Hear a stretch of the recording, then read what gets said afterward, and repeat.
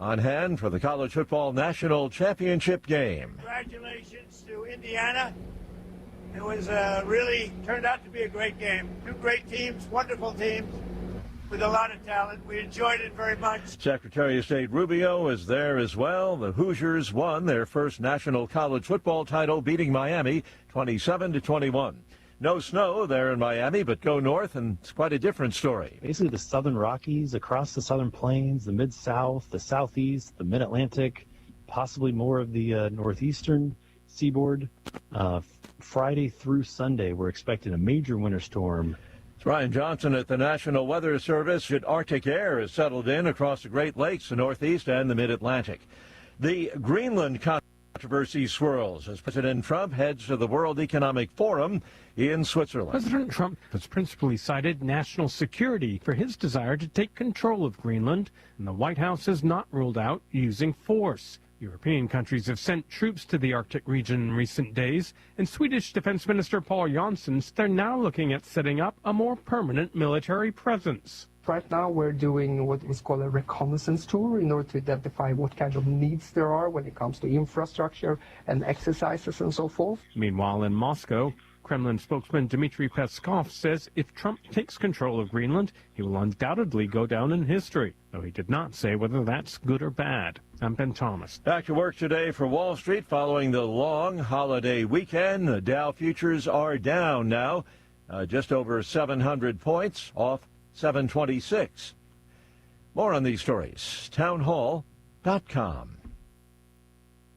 The following is a real-life story from Trinity Debt Management. I had a lot of credit card debt, and it stressed me out. But what I thought was a solution turned out to be a problem. I kept hearing ads about debt settlement that seemed too good to be true. And actually, it was. When I called, they told me to stop paying my bills. That didn't sound right to me at all, so I hung up. Later, I found out that debt settlement is bad, real bad. Then I learned that there is a right way to pay off your credit cards. It's called a debt management program from the great team at Trinity. Trinity had a plan. In the end, I paid off my bills, I saved thousands, and I even improved my credit score. If credit card debt has you down, call Trinity at 1-800-990-6976. My name is Heather. Please forget debt settlement and remember Trinity Debt Management. 1-800-990-6976. ISIS claims responsibility for an attack on a Chinese restaurant in Kabul. It killed 7 people, injured many more. The militant group had said in a statement late Monday that a suicide bomber had entered the premises frequented by Chinese nationals in the city and detonated an explosive vest during a gathering. The group had said 25 people were killed or wounded in the attack, including Taliban guards. The details, though, couldn't be independently verified. The IS claim corresponds in style to previous ones issued by the group, and it included a further threat against Chinese nationals in Afghanistan, linking the attack to China's treatment of Uyghur Muslims. I'm Charles de Ledesma. Australia's parliament has passed new anti-hate speech and gun laws following a deadly attack on a Jewish festival in Sydney last month. The gun laws introduce new restrictions and a government-funded buyback program. The anti-hate speech laws allow for groups not classified as terrorist organizations to be banned. Townhall.com. Time's up for credit card companies to comply with a new presidential mandate. President Trump has demanded a 10% cap on credit card interest rates by January 20th. Consumer groups, politicians, and bankers remain unclear about the plan, including what would be the consequences for those who fail to comply. Researchers estimate Americans could save $100 billion each year if rates are capped, but banks might lose significant revenues. It's a prospect that has already sparked a loss in share prices for many major credit card companies. Bob Agnew report. Ukrainian President Zelensky says Russia has launched more than 300 drones and missiles in another nighttime attack on Ukraine's power grid. Kiev Mayor Vitaly Klitschko says nearly 80% of the apartment buildings that were hit had just regained heat after a previous attack. Ukraine's facing one of its coldest winters on record. More on these stories at townhall.com.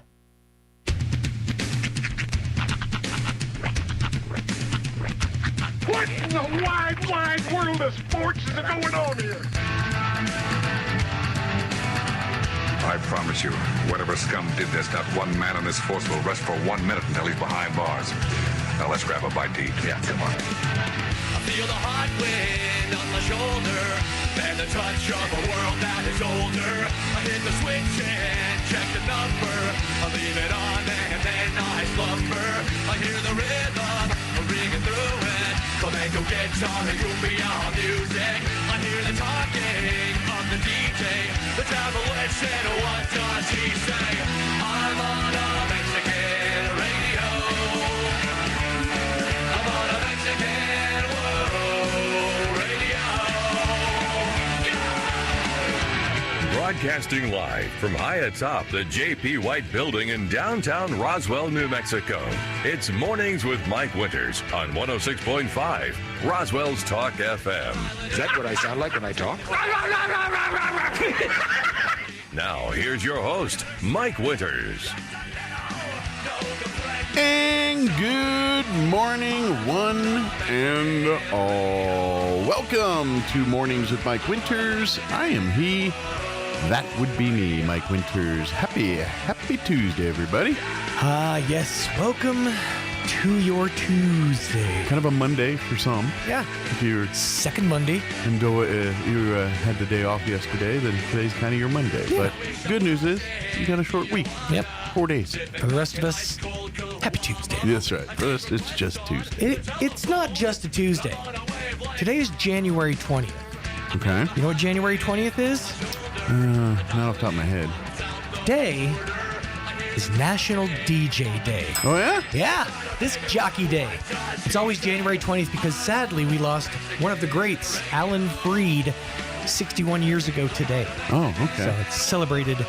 Well, usually they celebrate birthdays, not death days. I know. It's weird.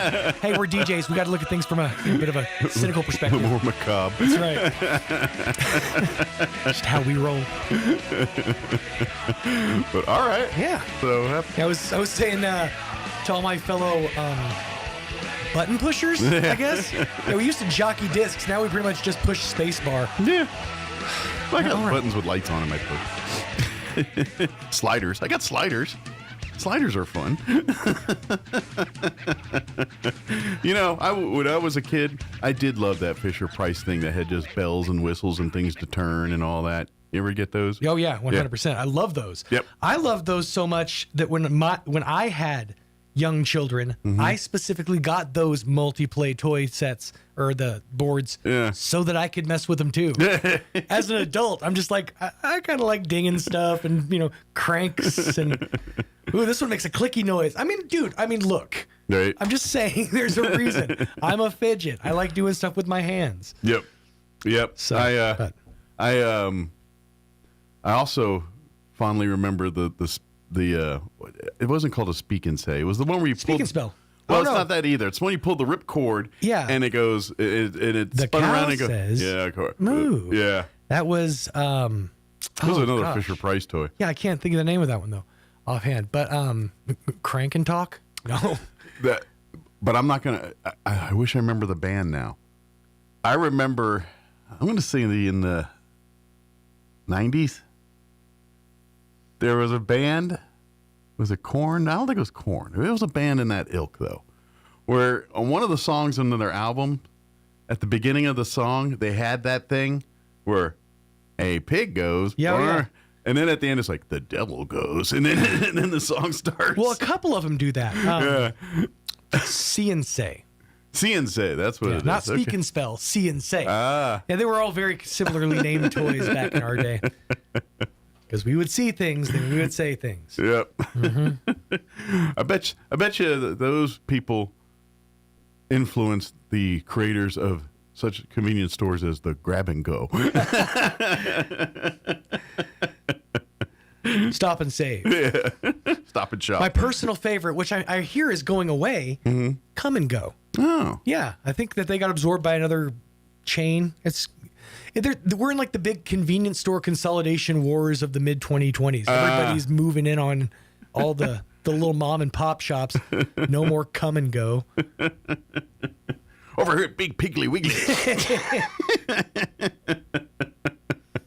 Well, happy Tuesday, everybody. Yes, welcome Hope to your it. Tuesday's going well, or Monday too, if it is that case for you. Second Monday. Now I know it seems silly me bringing up football after yesterday's Essential Sports Center that we ran. that was not every break there was football talk. I was talking a lot of coach stuff yesterday. I did want to bring up. Did you happen to see at all the National College Championship game last night? I didn't watch it per se. I was kind of following it online, and yes, our very own Doug will be happy because he's a big Indiana fan. Nice. So yeah, I don't really care about the game. Yeah. The reason I bring it up is for a way more important reason. Yeah. Right now, this is going to sound odd, but right now 2016 is trending. What I mean is people want to go back to a simpler time, and that simpler time is 2016. Who dubbed it 2016? It's just trending online. Things from that era, music from that era. And I'm pretty sure that one company picked up on that. Yeah. And has brought back one of, if not the most iconic commercial icons of our generation. Okay. Dos Equis. Oh. They brought back the most interesting man in the world. Is it the same dude? Same dude. See, here's how the story goes. His name is Barry Goldsmith, I believe. Okay. He retired in 2016. The company tried to continue the campaign with a younger actor, but they couldn't. It just didn't work. He wasn't as interesting. He wasn't as interesting, so they pulled the campaign. But they approached him. He's actually been doing the most interesting man thing for other companies. So Dos I see his Equis, memes all over the internets. Dos Equis approached him again and said, "We want to bring back the character." So the arc is that for the last 10 years, he got bonked on the head getting off of a plane or a helicopter or something, and he's had amnesia for the last 10 years. Wow, is this leading up to a Super Bowl commercial? Probably. I feel like really the way we're going. it is. Yeah. But it starts at the national. It started last night at the championship game. Okay. But yeah, so it was his water hose because he just was doing normal, uninteresting things, and he was watering his garden one day, and his water stopped working. He followed the hose back, and it led to an open mini fridge with a Dos Equis in the back. He goes, "I don't always drink beer, but when I do." it was amazing. Oh, it was fantastic. So yeah. All right. Well, that was. I feel like they're setting us up for a Super Bowl thing. The timing feels right. Yeah, it does. It certainly does. Weeks away. Well, good for them. Doesn't sway me one way or the other about buying the beverage. No, but not really. I'm better entertained by the commercials. My entire intro for 6 years now on my country show has been homage to the most interesting man in the world. Because I am, according to our announcer, the most interesting man in morning radio. There you go. We got to end your shows then with Vaya con Dios, my friend. Stay thirsty, my friends. Keep listening, my friends. Anything I say and end it with my friends sounds way more important. It's one of the things is when it's raining, it's because he's thinking of something sad. Like that reminds me that it was a friend who told me, like, you could take pretty much any sentence in the world and then you just put ladies on the end and it just creeps it out. So what you're going to want to do is unplug it from that port, and you're going to want to plug it back in over here into this port. Yeah. Ladies. It pretty much works for every single thing. They brought back the most interesting man in the world. Ladies. Yep. Oh, anyway, when we were talking, this just reminded me of that. That's sort of the same thing as if you want to say something that could get you, technically arrested, just say in Minecraft at the end of it. Yeah. Oh, man. Well, let me give you the rundown for today's show.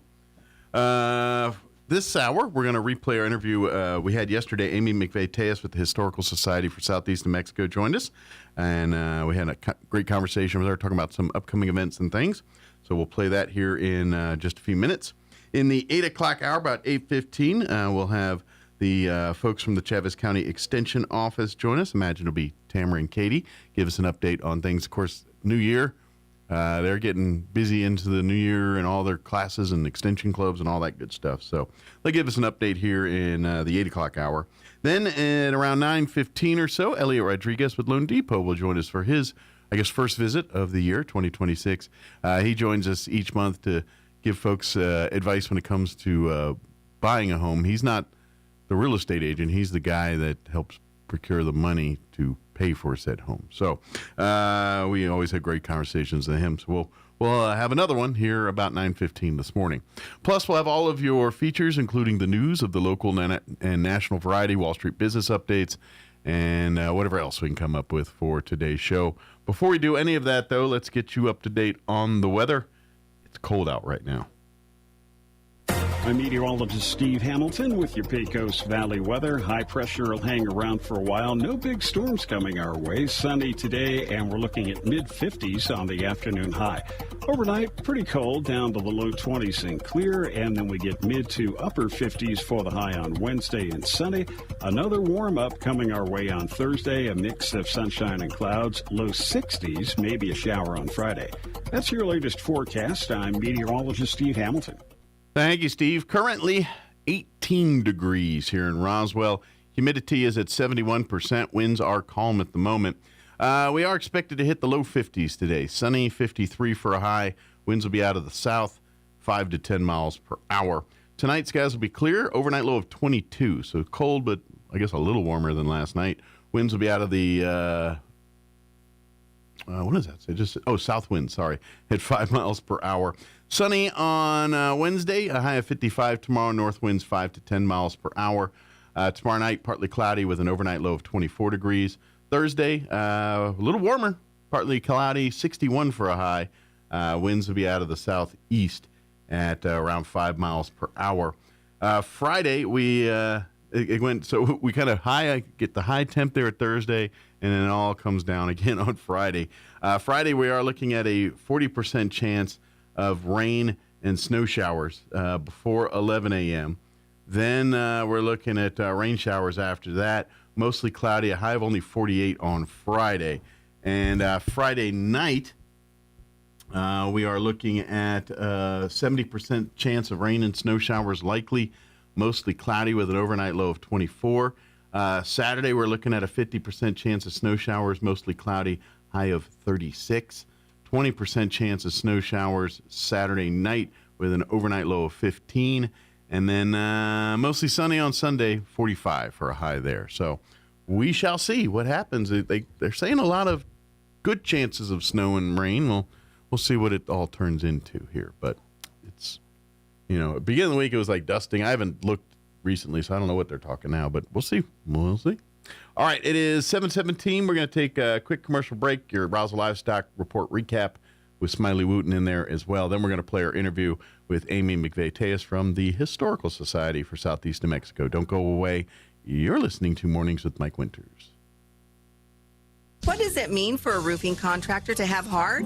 How about braving a 24-hour road trip with a bad back and a 20-foot-long trailer through Interstate 40? You heard that right. A local business needed a new roof, but this business did not want just any roof. They desired a schoolhouse roof with red shingles. Well, we wanted to give our customers exactly what they were asking for. The only problem was that the red color of shingle they were looking for had been discontinued in our local region. But we didn't give up then. We were told by our supplier that the schoolhouse red color of shingle that we were looking for was still available in Arkansas. So we did what was expected of us and drove 24 hours, and we delivered on our promise. If you need a roofer who delivers on their promises, call Trustmark Roofing today at 575-755-7663. Trustmark Roofing, we put people first. Artesia General Hospital presents your fall and winter health checklist. Fall and winter are beautiful seasons,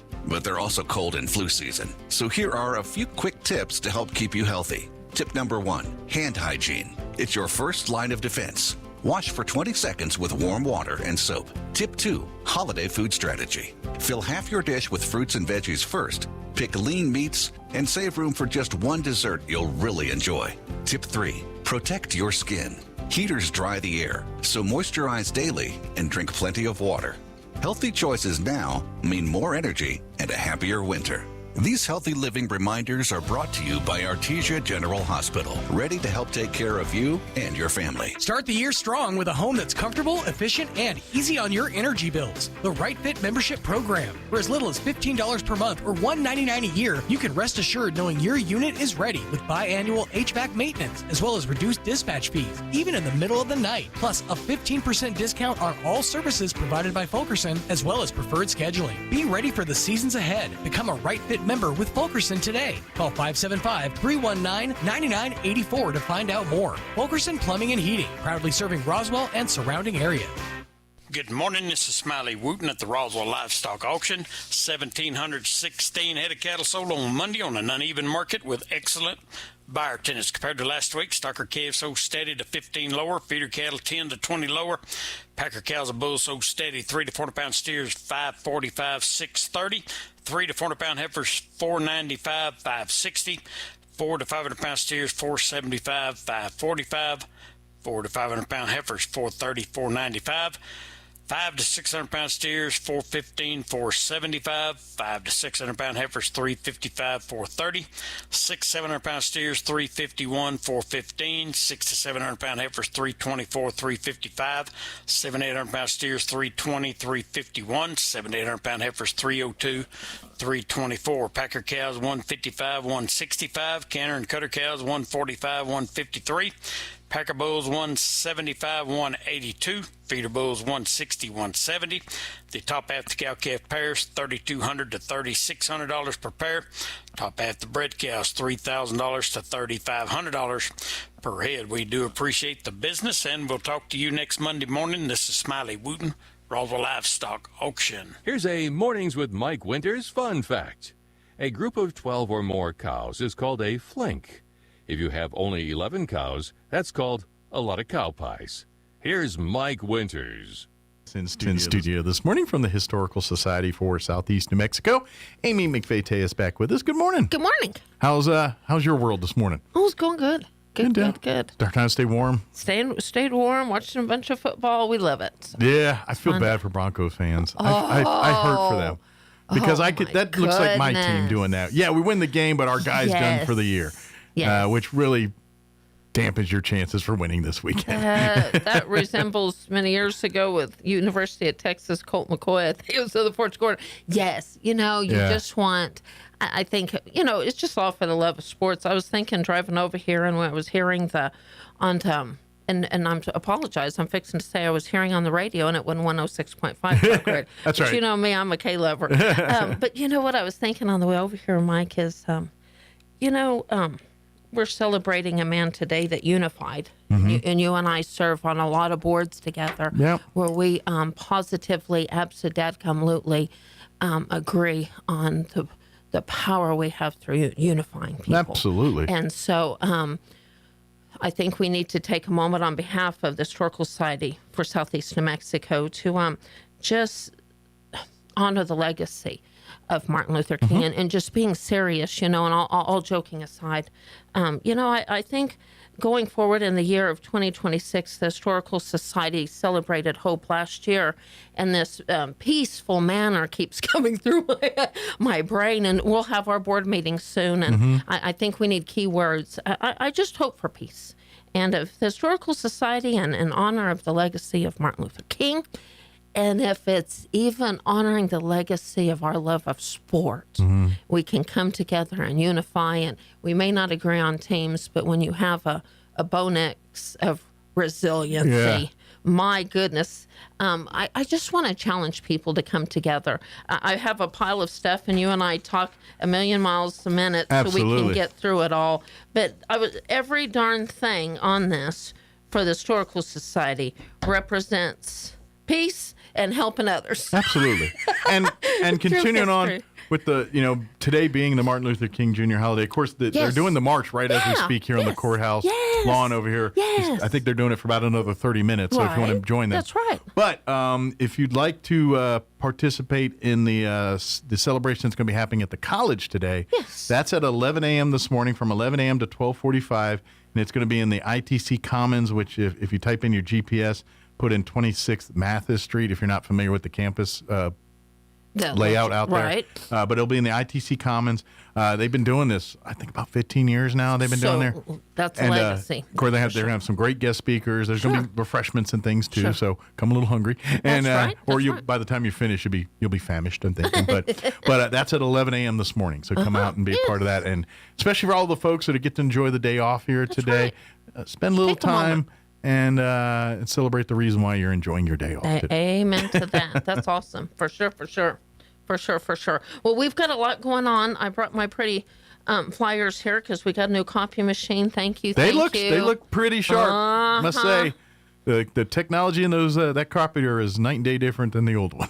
So on behalf of Historical Society, thank you to New Mexico Grow and what it's allowed us to create opportunities to impact through it, just through printing alone. That alone is a big deal. So we're really excited. Mike, it's right around the corner. Before we know it, you're going to be saying next week or whatever. I know. It's literally, but the Historical Society, John LeMay some months ago was talking about fun projects and different things. I don't know why we haven't done that many years ago, but this is something that we are excited to do. Women's History Month celebration. We've got a lot going on, so I'm just going to dive right in. On Sunday, March the 1st from 2 to 3:30, our precious Linda Sanchez will be presenting. We just added to our flyer her the title of her presentation, which is an archaeological adventure exploring the Nice. Maybe I can actually get on of Eve Ball. Visit her this time. It was yeah, I was going to go out there. It was just a crazy day. I don't remember. There was like 10 things going on in my world, and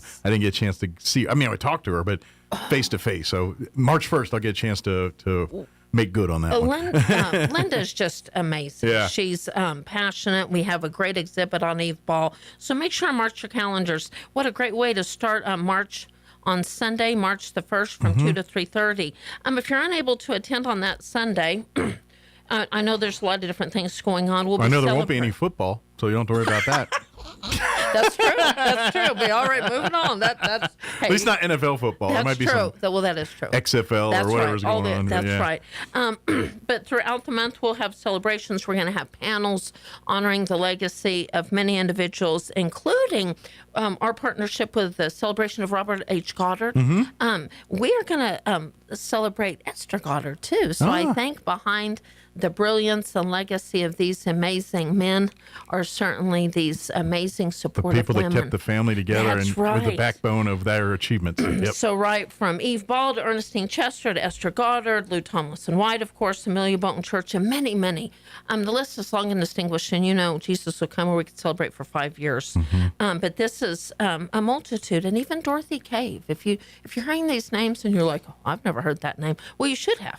So come learn about it. So also on Saturday, March the 7th, so that would be that following Saturday, from 2 to 3:30, we're going to have a great book signing event, kind of a come and go type thing with some special presentations. That is Saturday, March the 7th, from 2 to 3:30. I'm assuming John and Donna will be there, yes, maybe some others as well. And actually, Donna Blake Burchell cannot attend. She has got a granddaughter birthday party. And when we know, now listen, but her books will be there. She's made special opportunities to make sure her new book, ladies and gentlemen, if you follow Donna Blake Burchell, her brand new book about haunted restaurants will be available at that table, and she'll have autographed them, and then look for some fun presentations coming. So y'all have to talk so in this about book, food. Is it going to be restaurants that are currently open too that you can? That's a good question. Yeah. We need to get Don on the phone because one thing I know about you and Mr. Smalls, y'all love to talk about food. Right. Y'all need to have a feast Haunted with this. foods. No point intended. I'm just wondering, because I imagine there's going to be some places you can still get a green chili cheeseburger and maybe a paranormal experience. All in one. For the low price. Oh, that's so fun. That's true. See, I love when people ask me questions. I need to follow up with Donna. Yeah. And Mike, remind me, we'll have her on. That's something fun. Yeah. Some things that are going on that I want to encourage people to be involved with. I don't know if you've talked about the America 250 Roswell Yeah, we've talked a little bit about it. But Good.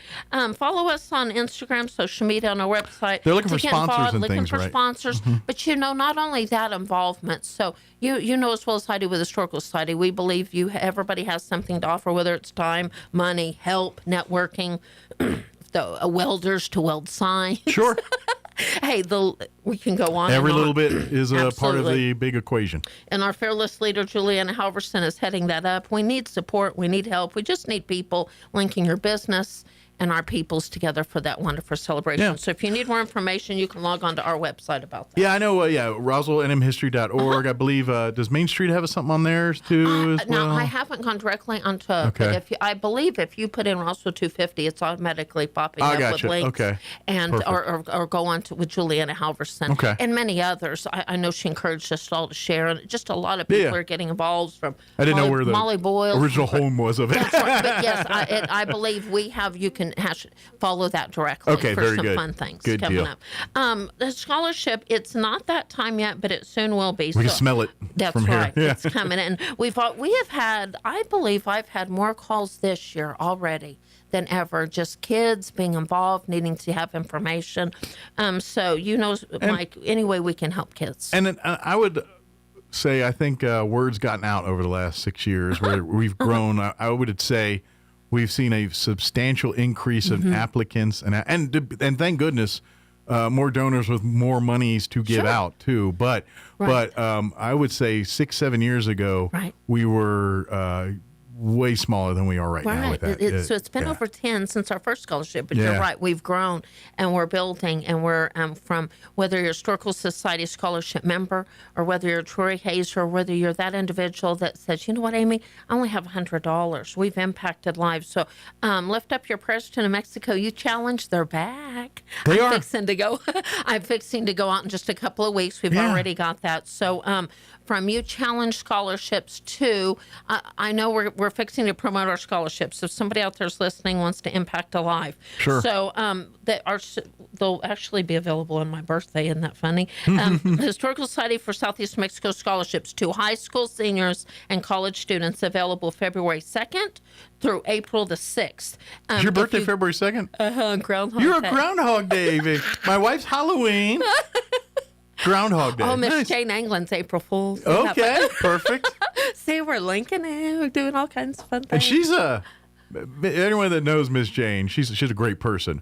But I could see her as an April Fool's personality. Oh, like, for sure. Like she'll She hit you from loves left it. field with something that you don't gosh, know. Yes. And if you're wondering why we're talking about Miss Jane England, I want to remind people she does not live here any longer. She's still actively involved. She is actively involved and is actively involved on these scholarships to make sure we dot our I's, cross our T's, and get everything. Yeah. Her teacher brain has not left her. You better. No, she's just on that computer harder than ever. So let me just run down the line. So let me be very clear. If you go to the website today, you will not see the scholarship app available. It does not go live until February 2nd. Make sure, set your calendars. February 2nd. Google Docs will Regardless be live. if the groundhog sees the shadow or not, it will be there on February 2nd. That's right. That could be a great thing. But we're offering scholarships in humanities and arts, STEM, character, and last but not least, continuing education. Yeah. One thing we want to remind kids, if you are in high school, you can apply for continuing ed. That is for scholars. Absolutely. For college. Continuing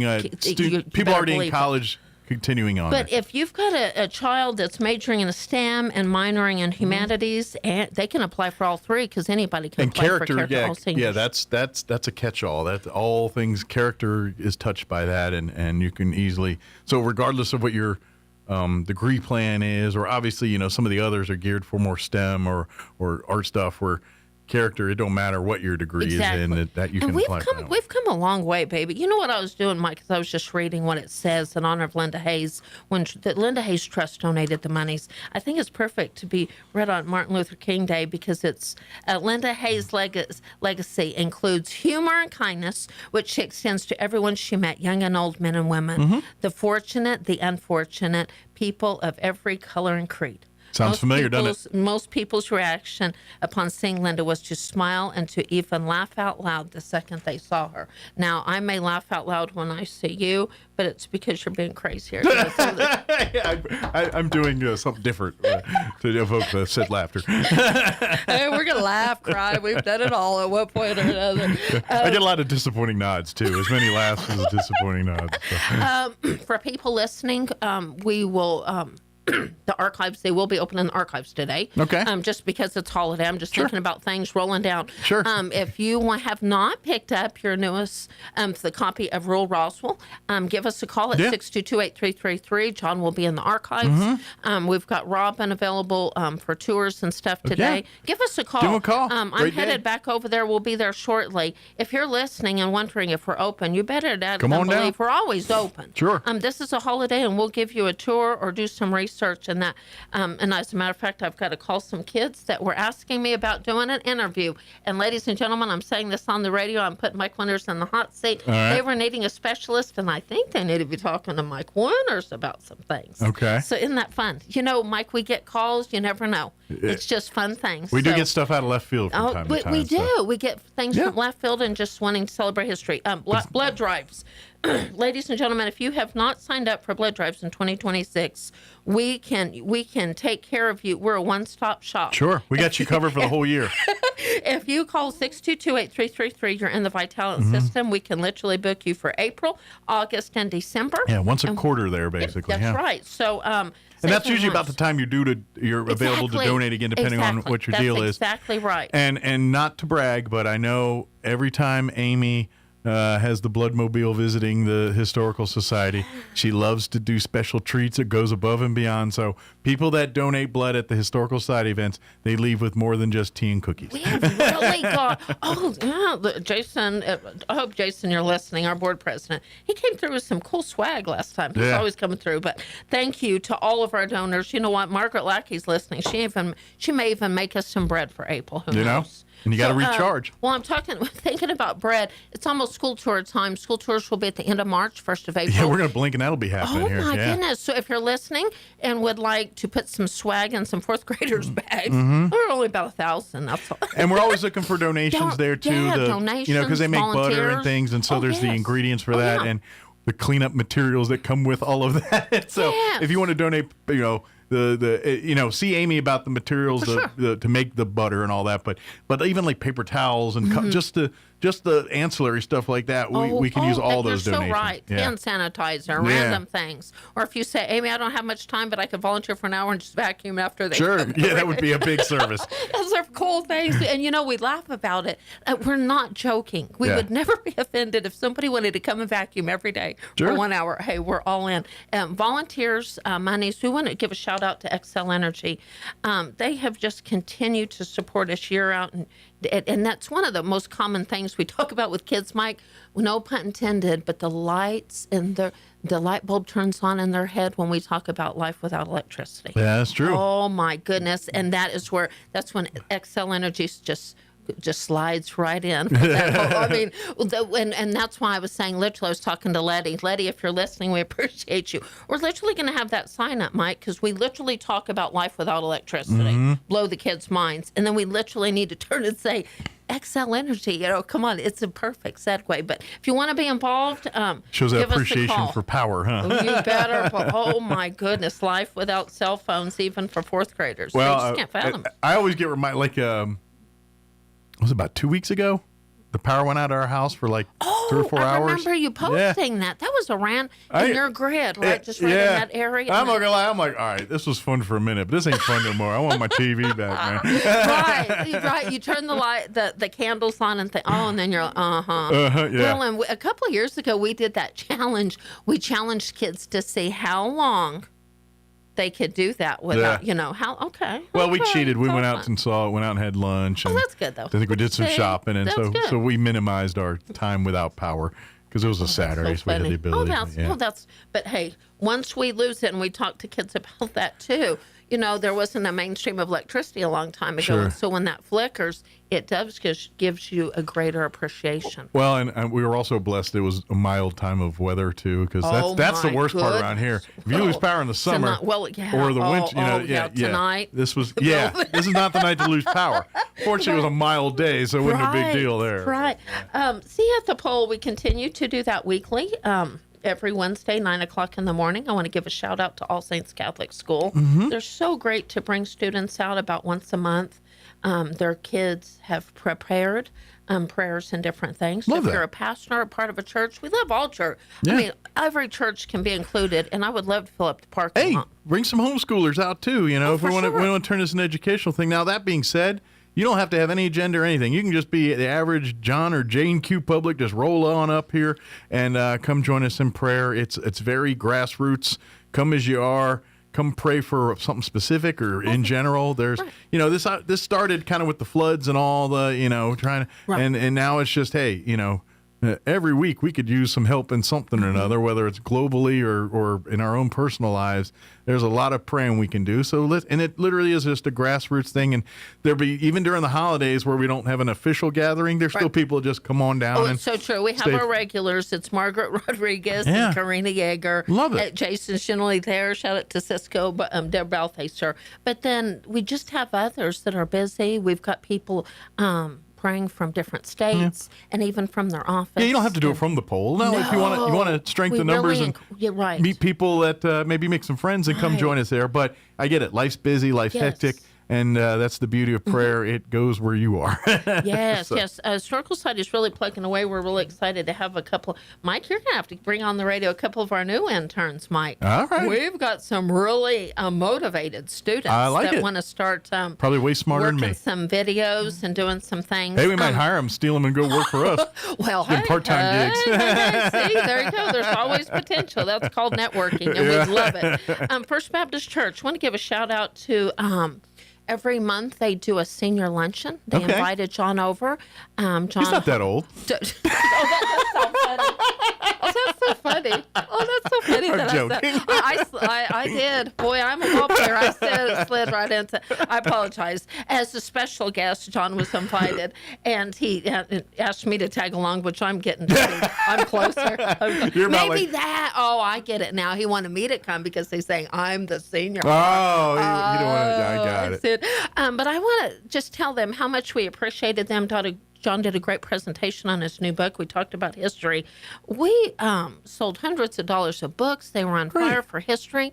The reason why I'm mentioning that, we're always happy to do presentations, whether it's schools, groups, seniors groups, civic organizations, homeschoolers. And it's not just John. Hey, I guarantee you, Mike's shaking his head. If y'all wanted Mike, because I don't know that we've ever done this. It's interesting. I'm saying this on the radio. I guarantee you, if Mike Winters wasn't on the radio and we got the right topic, he'd be all in to be talking about history. Right? Oh yeah. You know I get on. I basically there's times like I should shut up now because I'm the only one who cares at this point. And I'll go down a rabbit hole. Well, there you go. So I just want to encourage people to get involved. There's so many historical years, Mike. We've got anniversary of Pioneer. We've got anniversary for New Mexico Military Institute. Route 66, Robert H. I gotta be honest. I what percolated in my head, you were talking about these book fairs. What if we did like at the senior homes and things? Yes. I don't even know if it's necessarily a book fair, but if we got a generous donor that said, hey, look, I will donate 50 copies and you can go in and just give them books. Oh, that'd be really cool. You know? Oh my goodness. Because I don't want to charge them for books per se, but I think that would be kind of a cool deal if we could go in there and have John and Donna come down and visit. That'd be really cool. And our other authors too. But and kind of say, hey, read these books. And I just think they would really get a kick out of it. I agree with you because knowing back in the day when I had the privilege to work with Elvis Fleming, and over the years, I can't believe, Mike, I'm going to be on my 13th year this year. We've done numerous presentations. Yeah. You know, even at the end of life for Elvis Fleming, when he was so sick, Mike, he'd go to the lunchroom and he was still doing historical presentations. Or even if we did. Like I could easily partner with the library and do like a book club. Yeah. Where we get a group of a dozen, whoever want to volunteer, and then we take one of John's books or Donna's books or Elvis's books or any of our books and literally do book club. And I do give a shout out there. We have a lot of great book clubs in Roswell, and you're exactly right. There's never enough, though. So let us say this. Starting 2026, Mike Winters is one of our amazing board members. What unifies us all is the love of history. And wanting to help our community. But see, we trickle something and get Mike excited, going his brains twirling. I am an idea guy. I'm bad at execution, but I'm good at ideas. But we can always work together. So if you want to, if you need our help with presentations, if you have nothing but loose change, I do want to remind somebody, because they just called yesterday. I want to remind individuals you can log on to RoswellMHistory.org for information on everything we're talking about. Absolutely. You can log on right at the bottom and schedule an appointment. Like I said, we're going to be hopping today. I'm going to headed there today. This afternoon, we've got volunteers coming in. We'll be hopping today because it's a great day to honor the legacy. It's a historical day. Absolutely. You know, and so come together, stop by and purchase your new book. If you have great ideas, need us to come to you, whether it's loose change, appointments, anything, call 622-8333. I want to say hello to Robin. She's our amazing volunteer that Life Without Robin, I don't want to know Life Without Robin. She's there almost every day. And she never stops volunteering. Refresh my memory, and I know just, being Martin Luther King Jr. Day and people looking for reading things and stuff. Don't we have some books on blackdom as part of our group my there? Goodness, if you want to learn that history of African American history in your own backyard, the stuff on the blackdom communities and some of the work that came out of it and the books and stuff, it's a lot of great information. And so maybe use this as a day to kind of check something out like that. That would be amazing. Yeah. And Sean will be in the archives, and you're exactly right. We get calls from all over the world regarding specific details regarding that blackdom collection, along with so many other collections. But you're exactly right. Yeah. We do have. Kind of if you want to your own. We look at of course, and Martin Luther King Jr. is so much more than that. But we a lot of us look at this is learning about other cultures and things. Use that as a reminder, and for sure. and if you want some of that right in your own backyard and talking about the success and struggles that the blackdom community had, basically living in their own little community town. They just built it from the ground up, and in its heyday it was amazing. But like everything, rise and falls, things happen, and it goes the way of the dodo. But we just want to encourage involvement, and then we can never have enough volunteers. Want to encourage people to become more involved. Just become a member for as minimal as $30 after that scholarship membership. You can become a member. We've got so much to offer, doing a lot of great things, got a lot of things planned. We were already looking. It's hard. Our calendar's getting quite booked with so many celebrations and different things. Good problems to have. But absolutely great problem to have. We're going to pin down a date for Museum Day. So if you're listening, wondering about that, stay with us. It is coming. Get that. It is well, coming. In all fairness, there's 7 or 8 different museums that we've got to coordinate logistically, and that takes a little bit of time. That's right. Yeah. And we've got air races and so many things coming on. We want to get that time, which is the greatest opportunity. And I hear for tell our with whole community. Things that are planned out there, we may have more museums to add to the list here down the road. Well, and that's true. And that's great. That's amazing. I mean, what we're talking about here with obviously Walker is part of our family here, and we'll see growth from that. But the commercial aviation museum that there's talks and planning. That's going to be a big deal when it gets out there too, and that'll be kind of part of this too. And whereas the UFO museum's kind of our king daddy of our museums, that's right. I think this one's going to step in right next to it and be really right there as the 1-2 top deals. And we at the Historical Society and Walker just get to enjoy the benefits from that. You better believe it. I haven't been on much since the holidays. I just want to take a moment. If Secret Santa, aka the Grinch, is listening, wow, we had a great holiday.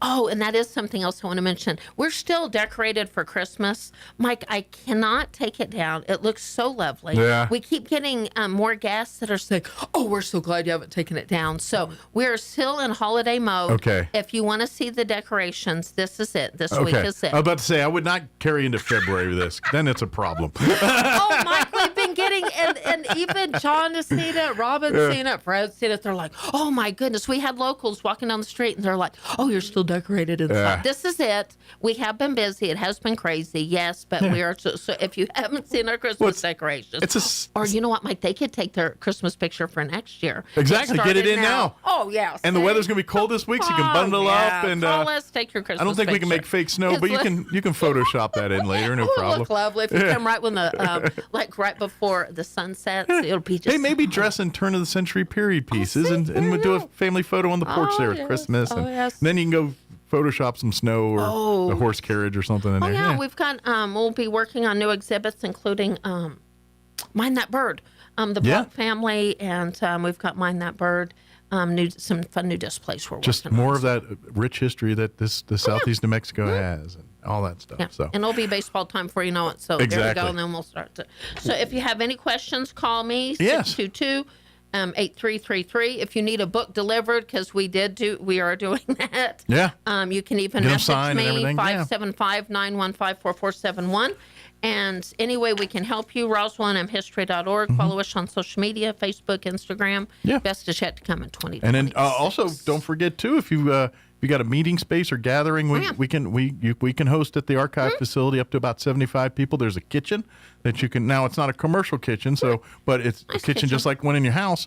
So if you can make a family meal out of that or anything. So if you got a small gathering of 75, sit down to eat. 50-ish. Start getting. But if you need to do theater style meetings, we can. Yeah, absolutely. Yeah, we got that. And that's another way to support the humane. Sure, we can email you that information. Historical Society. I said Humane Society. Say all the other. Hey, we love the Humane Society too. We love to partner with Humane Society. That's a great organization. We got to separate all the H's. Put and one last thing. If you're listening and would like to help serve at the Roswell Community Kitchen, this is our week this Wednesday. Call me 622-8333. Yeah. We would love to add you into that amazing group. Absolutely. We rotate that. More hands, less work. Oh, yeah. Good deal. Well, thank you, Amy, as always. Thank you, And Mike. we'll get you. I'm sure there's people waiting over at the museum to chit-chat with you now. So we'll let you about that time. It is. Where's Amy? She's on her way. Right. I'm on my way. So she's on her way. Thank you, and we'll talk to you again soon. Thank you very much. All right.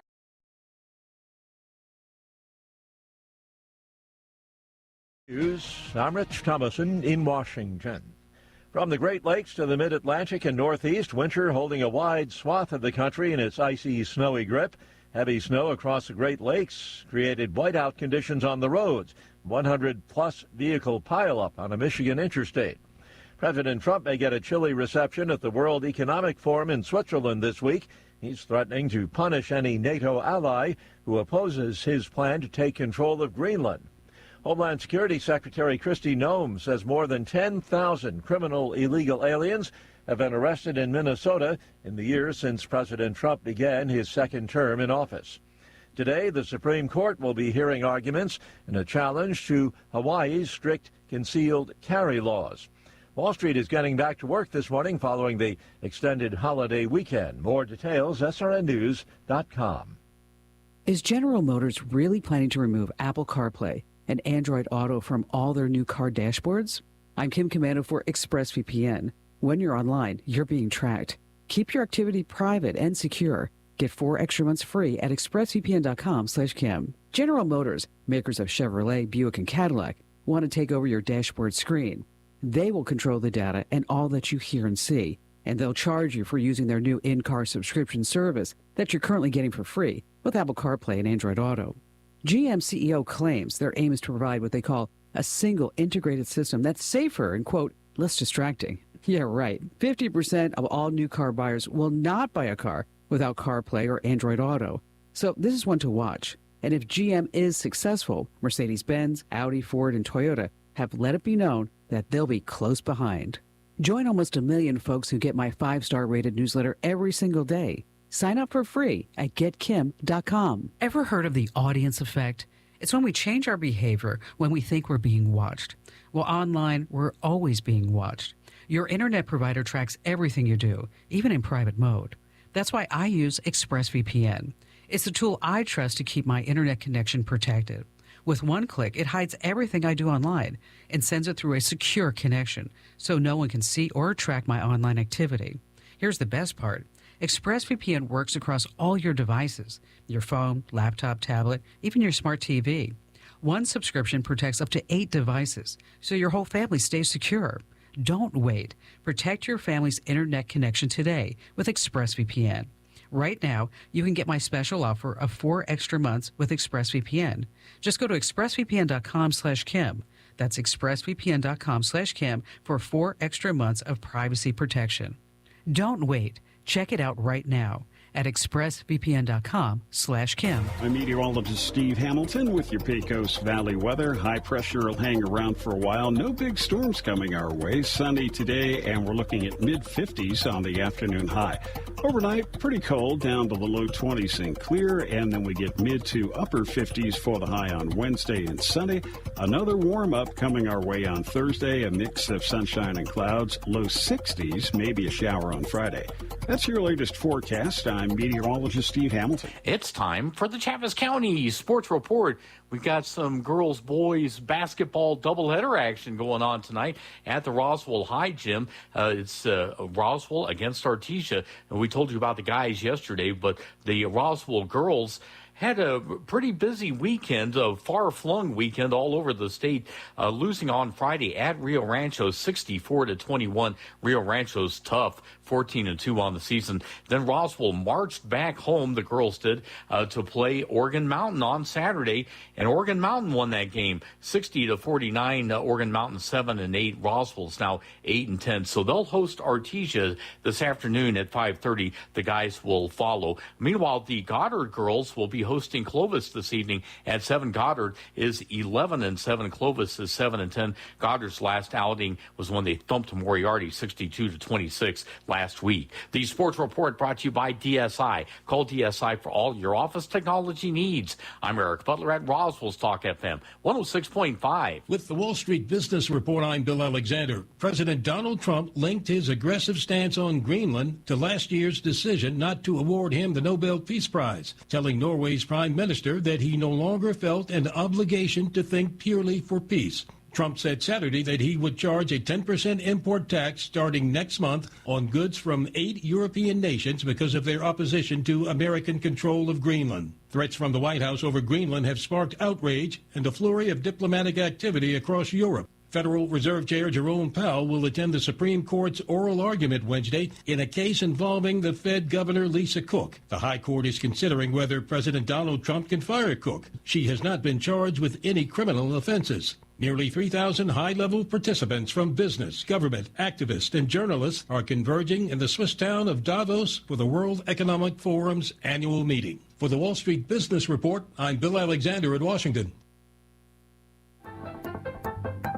Rio Pecos Medical Associates proudly welcomes Dr. David Fucinari, OBGYN. With advanced training in minimally invasive techniques, Dr. Fucinari is the first in our community to offer robotic surgery for women experiencing heavy or painful periods, pelvic pain, uterine fibroids, and more. Dr. Trevor Miller, Family Practice and Obstetrics, provides prenatal and OB care along with comprehensive primary care for the whole family, including wellness exams, acute visits, chronic disease management, skin procedures, and joint injections. Rio Pecos has expanded care once again by adding pediatrics. We welcome Kim Hansen and Rihanna Shaw, both experienced pediatric nurse practitioners who share a commitment to compassionate, patient-centered care and who have earned the trust of our community over the years. Book your appointment for OBGYN, family practice, or pediatric care online at riopecosmed.com or call 575-622-6322. Rio Pecos Medical Associates, advancing health and wellness for every generation.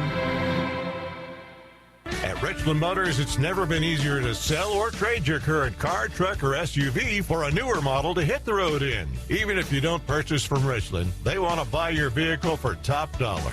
But if you do buy from Richland, don't forget, they're the home of the powertrain warranty for life. That's a whole lot of confidence for you. See Richland for details. 2nd and Sycamore and 1309 Southeast Main. We have new dining furniture that will make you a hosting hero. This is Melanie from Glenn's Furniture. Take a break from overpriced stores. Our top-notch tables come in dining and counter heights and feature 6 to 10 chairs with styles that are sure to impress your guests. Pair your table with luxurious buffets and servers to enhance the classic dining experience. All our tables are ready for immediate delivery, so buy from Glenn's today and dine on it tonight. Come see us on the corner of Union and Alameda, where delivery is free since 1953. You can't hunt camels in Arizona, but you can buy them. They go for about $10 a pack. Here's Mike Winters. And good morning. It is 7:58. Got about a minute or two here before they go to news here at the top of the hour. Stay tuned next hour. About 8:15 or so, we're going to have the folks from the Chaves County Extension Office join us. I imagine it'll be Tamara Schubert, Katie Wright join us, give us an update on things going on there. Of course, now it's the new year. A lot of their new classes, things kick in. Not sure if there's still time to sign up for some of these or not. They'll let us know next hour. But their extension clubs, all that stuff. So they've got This is a busy time of the year. It's always busy over there, but a particularly busy time of the year right now. So get on over there and check out the stuff. They got a lot of great stuff going on over there. Hey, don't forget, real quick, right now at Roswell Ford during their lease termination event, they're doing whatever it takes to get you released from your loan or lease, even if you owe thousands more than the car, truck, or SUV is worth. They've got a great selection of new Fords and quality pre-owned vehicles, and you can buy now with zero down and make no payments until Easter. And if you're worried about your credit, don't sweat it. Roswell Ford is partnered with more aggressive lenders that will push to get you approved, regardless of with good credit rates, regardless of your credit being, less than perfect there. So if you want to experience lower prices, exceptional trading values, and a better buying experience, then get on board with Roswell Ford at 821 North Main, or go online. Check out their website, roswellford.com, or you can even call them 575-623-3673. All right, Town Hall News up next. We'll be back on the other side of news. Don't go away. Roswell's home for talk radio is 106.5 FM, KEND Roswell. Breaking news this hour from Town Hall. I'm Rich Thomason. Wall Street opened sharply lower this morning, the market unsettled by the Greenland controversy. President Trump has threatened to punish any NATO ally who opposes his plan to take control of the Arctic island. It is expected to place high on the agenda at the World Economic Forum meeting this week in Switzerland. Donald Trump told NBC that he was 100% serious about the threat to impose these tariffs on European nations who supported Denmark, and he was asked to rule out the use of force in order to achieve that end, and he replied simply, no comment. Well, he's due to travel to Switzerland for the World Economic Forum meeting on Tuesday evening, arriving there on Wednesday, where he will, of course, be very much the center of attention. The BBC's David Willis.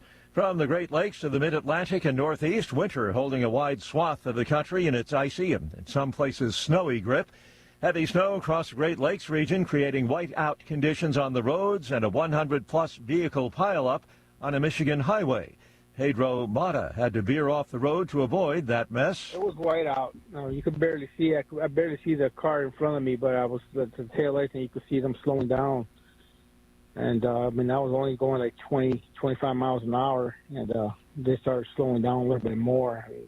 I moved over to the left side, and then it cleared out for a little bit, so it would just be breezy, and then you could see, and then you couldn't see. The Supreme Court today hearing arguments in a challenge to Hawaii's strict concealed carry law.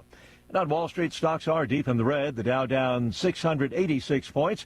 The Nasdaq Composite Index off 382. More on these stories, townhall.com.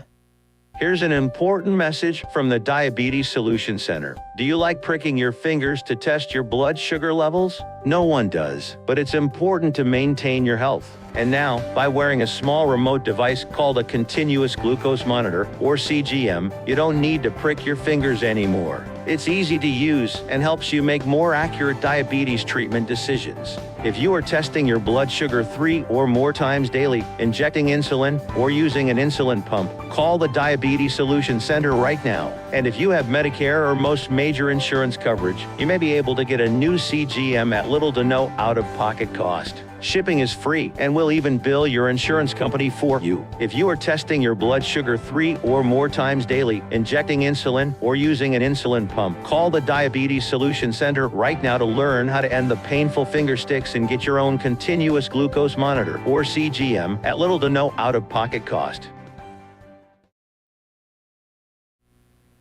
Guatemala's president is vowing to enforce justice after prison uprisings and deadly attacks on law enforcement in Guatemala City. The U.S. Embassy is advising caution for personnel in Guatemala, and the country's president, Bernardo Arévalo, declared a state of emergency amid a wave of suspected gang attacks. The violence began Saturday with coordinated prison riots, where inmates at 3 prisons held guards hostage. That was followed by attacks against police across the capital on Sunday. Guatemala's National Civil Police Director, David Custodio Boteo, said 9 officers have died and several are critically wounded. President Arévalo pledged a forceful response as he spoke at a ceremony for the fallen officers. Correspondent Jennifer King. Spain has begun 3 days of mourning for the victims of the deadly train accident in the country's south. While emergency crews continue searching for bodies at the crash scene, the official death toll from Sunday's accident has risen to 40. News and analysis, townhall.com. Well, the basketball state has won it all in football. They are celebrating in the Hoosier State, and why not? Last time Indiana went undefeated, we'll try 1976 when Bobby Knight took Indiana all the way in the March Madness Final Four. But this is different. It's football, and the Hoosiers are 16-0 and at the very top, defeating Miami 27-21 for the college football championship. By the way, President Trump was in the stands for what he says turned out to be a great game. Jason Walker reporting. Japan's space program marks a milestone. It was this week in 2024. Japan became the 5th country to reach the moon, an unmanned spacecraft touching down on the lunar surface. The milestone put Japan in a club previously occupied only by the U.S., the Soviet Union, India, and China. More on these stories, townhall.com.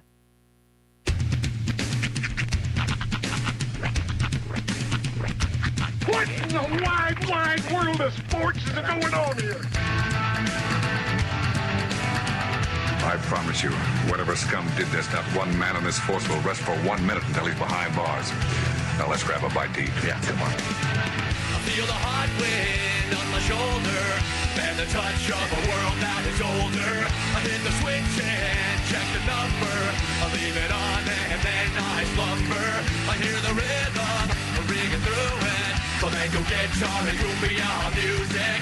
I hear the talking of the DJ. The travelation, what does he say? I'm on a Mexican radio.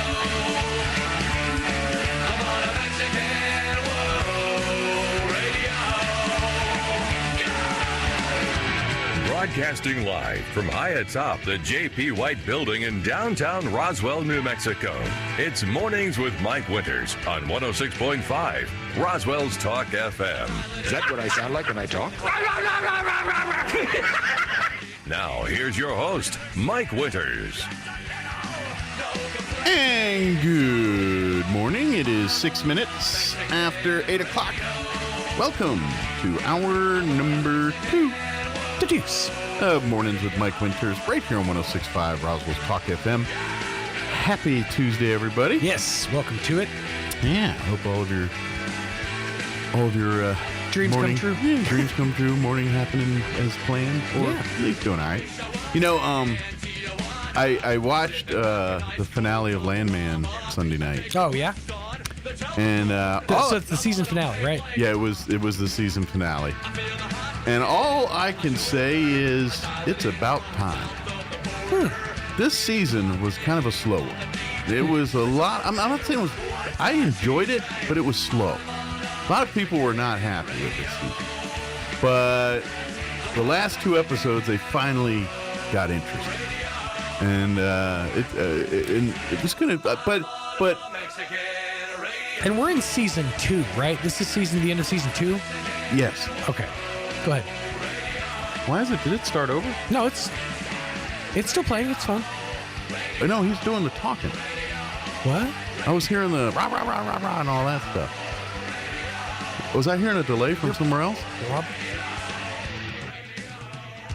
Okay. I was like, where's that? I guess my phone's volume was up. I thought I turned it down. I was just hearing this rah, rah. I was like, wait a minute. I was like, oh, God. Am I talking over? Finally lost it. I would not deny that. This is not how I wanted a promotion. I was hearing your phone. That's how I was like, where am I hearing my thing, the delay there? And I was like, did I start early? What happened? What do I do with my hands?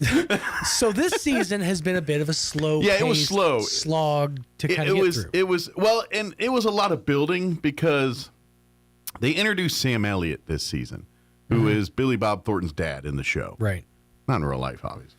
But and so there was a lot of that relationship building. Mm-hmm.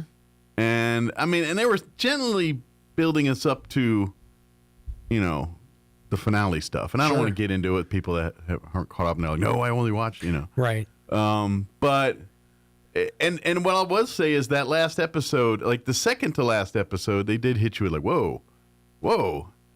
And then the last episode hit you with a bunch more whoa, but they put some buttons and tied up some other loose ends. Mm-hmm.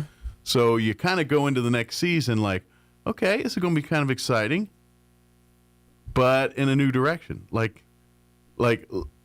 Landman's getting to his roots. Let's just say that. That's that's the way they're turning it. Like where I guess I can say this without sounding spoiler alert-ish, unless you've really, where he's kind of been this president of the company. Mm-hmm. Now he's getting back to like out in the patch kind of thing. What got him into it in the first place? Right. And roughnecking out it, prospecting mm-hmm. kind of thing. So that's where they kind of leave you at with all that. What I will say is, I feel like the sophomore syndrome or the sophomore slump is a real thing, and it's real common in music and musicians. Right. In that, your first album, you've had years to work on, to write, to perfect, to fix and adjust. But then your second album has to come out relatively quickly. And now you've only got a couple of years worth of experiences to draw from. And that second album is going to suffer because it doesn't have the same amount of history to draw off of. Yeah. It's only got this window to draw off of. So I feel like the TV shows kind of put themselves into that place in a lot of cases. The one that came to mind when you were talking was Scrubs. Yeah. If you ever watched like the full series of Scrubs, their first season, they go all over the place. And I think a lot of it was because Bill Lawrence didn't think he was going to get a season 2. So he's throwing everything at the wall. Just goes all over the place. And by about midway through season 1, they're like, hey, we're going to keep the series. And so then they started to kind of like write things in this direction of, okay, well, now we have to get to a cliff. And season 1's finale was like everything was happening. And then by season 2, you're like, okay, well, I guess now we're just calming down and going back to episodic content again. But it hit that slump for sure in season 2. Yeah. And I mean, and I'm all in, I because Jocelyn also watches the show, so she knows. I got a feeling, whereas like the Demi Moore character, she's not so prominent in season 1. She's much more prominent this season. But the way this season ends, I feel like she's going to go into obscurity in season 3.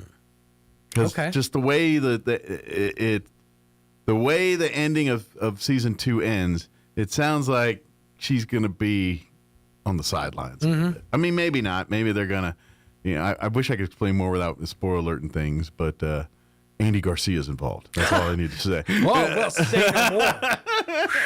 That's all anyone ever needs to say. And anytime Andy Garcia's involved, we don't know where it's going. It was interesting. I watched a video a couple of days ago about the kind of the last 15 years or so of Bruce Willis's career. Yeah. Kind of, the aphasia and how it slowly started at the beginning and there were signs and things like that. But early on in the retrospective or whatever, they were talking about him and Demi having Rumor Willis back in 1988. So I just pulled up pictures side by side, Rumor Willis and Demi Moore. It's insane. They're like mirror images of each other. She has a slightly more pronounced jaw than Demi, but beyond that, they're twins. Got the Willis jaw. She has that Willis jaw for sure. She got that tough man's jaw. She just looks like Demi Moore, but could take a right cross. Demi Moore that could take a. I don't know if that's a compliment. Address all complaints. Sean Smalls, care of Pecos Valley Broadcasting. But it was crazy to me how Demi Moore is shockingly maintained her look and her image for 30 years. Yeah. Although in the Landman series, and I don't know if this is her real life, but they kind of give her that. I don't know. It's Dr. Quinn, medicine woman is a little, yeah. Ising. Well, I mean, she's Texified, sure. which she's probably familiar with being from here, even though she don't really claim it, but I think she, she's from here. But it's not. And I got to be honest, I ain't watched Demi Moore in anything in a recent Demi Moore thing other than Landman. Right. So everything I know is from like, I don't know, St. Elmo's Fire. That's fair. Maybe. She did one of the Charlie's Angels movies. I was clearing out stuff in my closet the other day. I have a still plastic wrapped DVD copy of St. Elmo's Fire. Wow. I don't know where I got it from. I think it was maybe that it was my kid's mom's at one point, and it just happened. I happen to have it still. I don't know. It's just there. Hey, so when you need a cellophane in-sealed Brat Pack movie, there you go. Mint. Cherry. That's right. You know what made me mad? I saw, speaking of that little vein here, you know how they do online? I see a lot. Facebook mostly. Why is you listening to me? Turn off. Yeah, mine did that earlier. Like, stop it.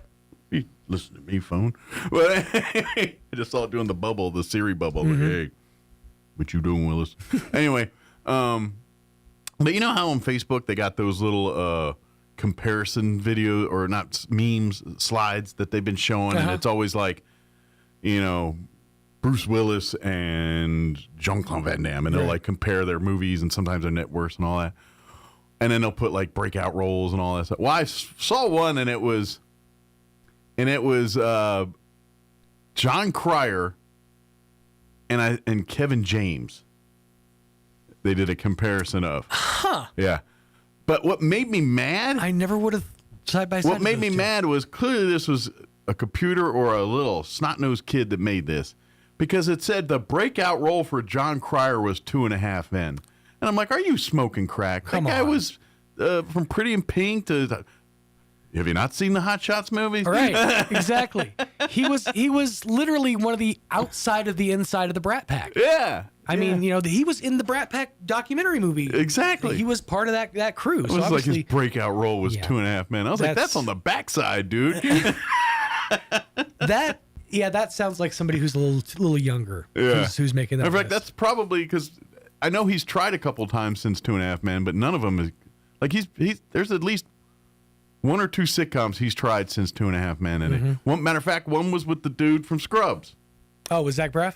No, the other guy. Oh, that's right. Yeah, he did that that one for what, ABC, I think it was. Yeah, he was. So basically, the premise was that John Cryer lives with his ex-wife, and his ex-wife now husband. Right. Which take the plot from 2.5 Men much. Yeah, I mean, pretty much spot on. Yeah, it's kind of. He does play live-in guest. But instead of being the persnickety neat loser that he was in 2.5 Men, he's like more the Charlie role in that show. Okay, so a milder version. He's but he's the womanizer. He's the a little bit. Okay. Yeah, he's like bad at that side. I can see why that didn't work out so well. But plus, I think the kids live there too, which is, if I remember right, there was. I don't even know if it went a full season. I think it did. I think it went 2 seasons. If it went 2 seasons, I'd be amazed. But I remember watching it, and then it just never came on anymore. So I'm like, oh, I wonder what happened to that show. Let's see. I'm sure. I don't. Did it even get a whole season? It was called Extended Family. It Okay. premiered December 2023. I was at NBC. Okay. Show ran. Well, no, they're bringing back another season in March. I was like, really? It aired on NBC and streamed on Peacock. It just says was 23 through 24. So yeah, 1 season. Okay. Yeah, but they got a full one. Yeah. So there you go. So anyway, speaking of, and then we got our guest are here, Yes. right? I thought I heard people coming in and out. One other thing I started to check out yesterday. All right, have you watched the 2-hour documentary about the making of Stranger Things? Yeah. I haven't yet, but I've seen some things about it. Yeah. I haven't watched it yet though. I watched about half of it yesterday. I was bored. That's kind of what I'm worried about. Is I was bored. I feel like I've done enough deep diving online with Stranger Things and watched enough like Easter egg videos that I don't think I'm going to learn anything new. Although the one thing that I did hear coming out of it was there were stills that people were putting online. One of the scenes where they're talking about where the Duffers are sitting there in front of a computer kind of working on the finale itself, one of the tabs on his computer is open to Reddit. Ooh. So the theory is they changed the ending because they found somebody on Reddit that figured it out, and that upset them so much that they messed up their own ending. Ooh. And that's the going fan theory. Basically, everybody shifted from Conformity Gate, there is a 9th episode, to they did a perfect ending, but then scrapped it because some loser on Reddit figured it out for an updoot. This guy's going to become that lady who stole the ball from the kid at the baseball game. Pretty much. Like, oh, damn it, we could have had a perfect finale except for Jerry had to mouth off. Carl, ruined it once again, Carl. Hey, I'll have you know, I was factually accurate. Watch, we'll find out it's one of the actual cast members. Right, yeah. Speaking of, did you happen to see any of Finn Wolfhard on SNL over the weekend? No, I did not. I haven't seen much of the episode itself. I just saw the opening monologue, and it's funny because their whole thing is that they want to stop being treated like children. So they're adults and they make adult movies. Oh, I saw a thing about that. It was yeah. Finn Wolfhard was the host, and then I think I saw a thing Gabe online. Matarazzo and the kid that plays Lucas, I can't think of his name offhand. They both come out on stage, and at first he's like, "See, I have facial hair," and he says, "Zoom in." It's like 1 or 2, but they're there. They're dignified. They all take like a drink of a brown liquor, so I'm assuming whiskey, and they're it's too spicy. But I know, like the group, like the older brother, those guys are probably in their 30s at this point. Yeah, those kids, they got to be in their 20s, right? Because they're in their 11's like 23 or 24. They're in their 20s for sure. Yeah. Maya Hawke, who was one of the older ones, she's I want to say like she's 27 or 28. 27 or 20. Yeah, I remember seeing that on. Because to be honest, I was late to the game. I didn't know. Oh, that's Ethan Hawke's kid. Ethan Hawke and Uma Thurman's kid. Yeah, I never put that together until you can really see the Thurman leaking through too. Matter of fact, I did see a side by side of Uma Thurman circa 1990s, and then Maya Hawke. daughter. And you can see it. But there's a hint of Ethan in there too. There is. There's that kind of the goofy snaggletooth. Yeah. Penis. By the way, check out The Lowdown on FX. That's it's a good Ethan Hawke show. I need to check. Kind of interesting. It's not bad stuff. Yeah. All right. We got the folks from the Chaves County Extension Office going to join us here in just a few minutes. Before we do that, though, let's get you up to date on the weather. Weather this hour brought to you by Southwest Bearing under new ownership.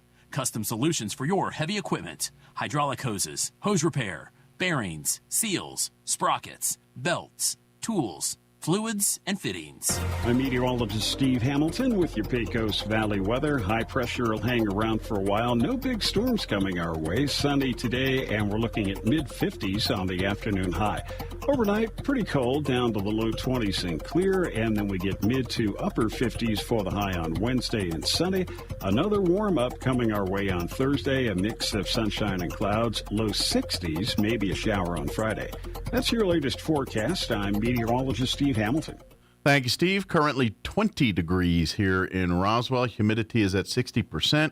Winds currently out of the north at 3 miles per hour. Sunny today. Expect a high of 53 degrees. Winds will be out of the south at 5 to 10 miles per hour. Tonight, clear skies, a smidge warmer, 22 for an overnight low, which, believe it or not, does make a difference. When 17 to 22, it does feel a little different.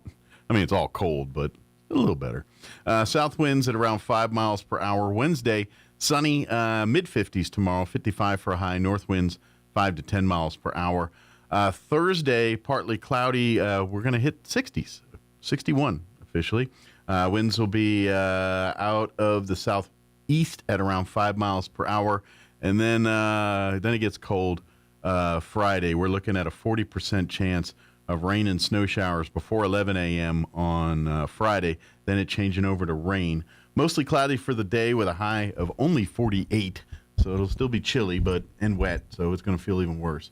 And then Friday night, we're looking at a 70% chance of rain and snow showers, mostly cloudy, overnight low of 24. So it depends on when that shift to freezing goes, where it's going to stop being rain and start being snow. Saturday, we're looking at a 50% chance of snow showers, mostly cloudy, 36 for a high on Saturday, a 20% chance at snow showers Saturday night, mostly cloudy, overnight low 15. They're not talking accumulation totals here, so I don't know what that means, whether we're just going to see snow or we're going to get inches of snow. But apparently right now, no talk of inches, but that could change. I'm guessing it's New Mexico, right? Sunday, back to sunny skies, a high of 45. So it's enjoy Thursday. That'll be our high water mark for temps, 60s and all that. And then it's cold and wet after that. All right, it is 8:24. We're going to take a quick break, and then the folks from the Chaves County Extension Office will join us on the other side. Don't go away. Hey, Roswell, New Year's resolutions are tough. Eat better, exercise more, remember where you parked. So how about one you'll actually keep? Drive something you'll love from Roswell Ford. Roswell Ford makes trading up to a new Ford fast, fun, and easy. Right now, during the loan and lease termination event at Roswell Ford, we'll do whatever it takes to get you released from your loan or lease, even if you owe thousands more than your car, truck, or SUV is worth, so you can get massive savings on a great selection of new Fords and quality pre-owned vehicles. Buy now with zero down and make no payments until Easter. Worried about your credit? Don't sweat it. Roswell Ford has partnered with more aggressive lenders that will push to approve your credit with great rates and terms, even if your credit is less than perfect.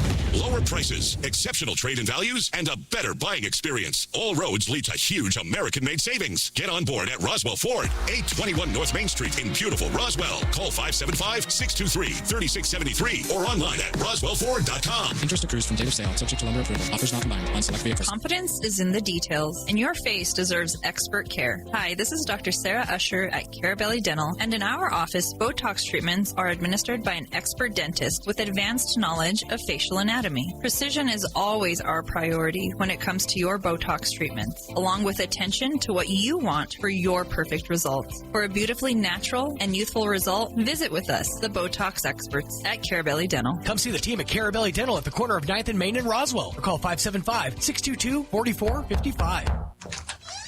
Hi, can I help you? I'm here to make hot your home. You're not Fergie's. I have right tools for job. Well, you may have the proper tools, but do you know how to use them? I learn on Croatian YouTube. Oh no, baby. Just because they have the equipment don't mean they can get the job done. Let Fergie's work their mojo on your heating and AC unit. 622-2660. Fergalicious. If you're missing a tooth or several teeth, a dental implant may be the ultimate solution. Implants look and feel so much like real teeth that you probably forget you have an implant. Maupin and Brown Dentistry is one of New Mexico's most experienced implant providers, with literally thousands of implant patients who are absolutely delighted with the results. Call Maupin and Brown today for an evaluation. You'll be surprised how affordable implants can be. Maupin and Brown, your choice for experienced, state-of-the-art dentistry. Ready, set, hurry on down to Tate Branch Roswell, where we finish first. Experience the Tate Branch difference here at Tate Branch Roswell, where business is done the Tate Branch way, with honesty and integrity to deliver an exceptional customer experience. We have a huge selection of pre-owned cars, trucks, and SUVs that are priced to move and are backed with a lifetime powertrain warranty. It's all backed by friendly, hometown customer service that puts you first every time. So don't wait. Head on down to Tate Branch Roswell right here at 2000 West 2nd Street and drive home happy today. Tate Branch Roswell. Come experience the world-class experience you have been waiting for. The inventor of Pringles is buried in a Pringles can. I wonder if they got their hands stuck putting him in there. Here's Mike Winters. I'm going to say yes. Good morning. It is 27 minutes after 8 o'clock, and joining us in studio this morning from the Chaves County Extension Office, Tamara Schubert and Katie Wright back with us. Good morning, ladies. Good morning. How are you today? All in unison. We're good. It's funny. You guys went, because you guys were kind of sitting here before just going, boo, and then it turned on the mic like, hi. You know, the show on. Got a good face on.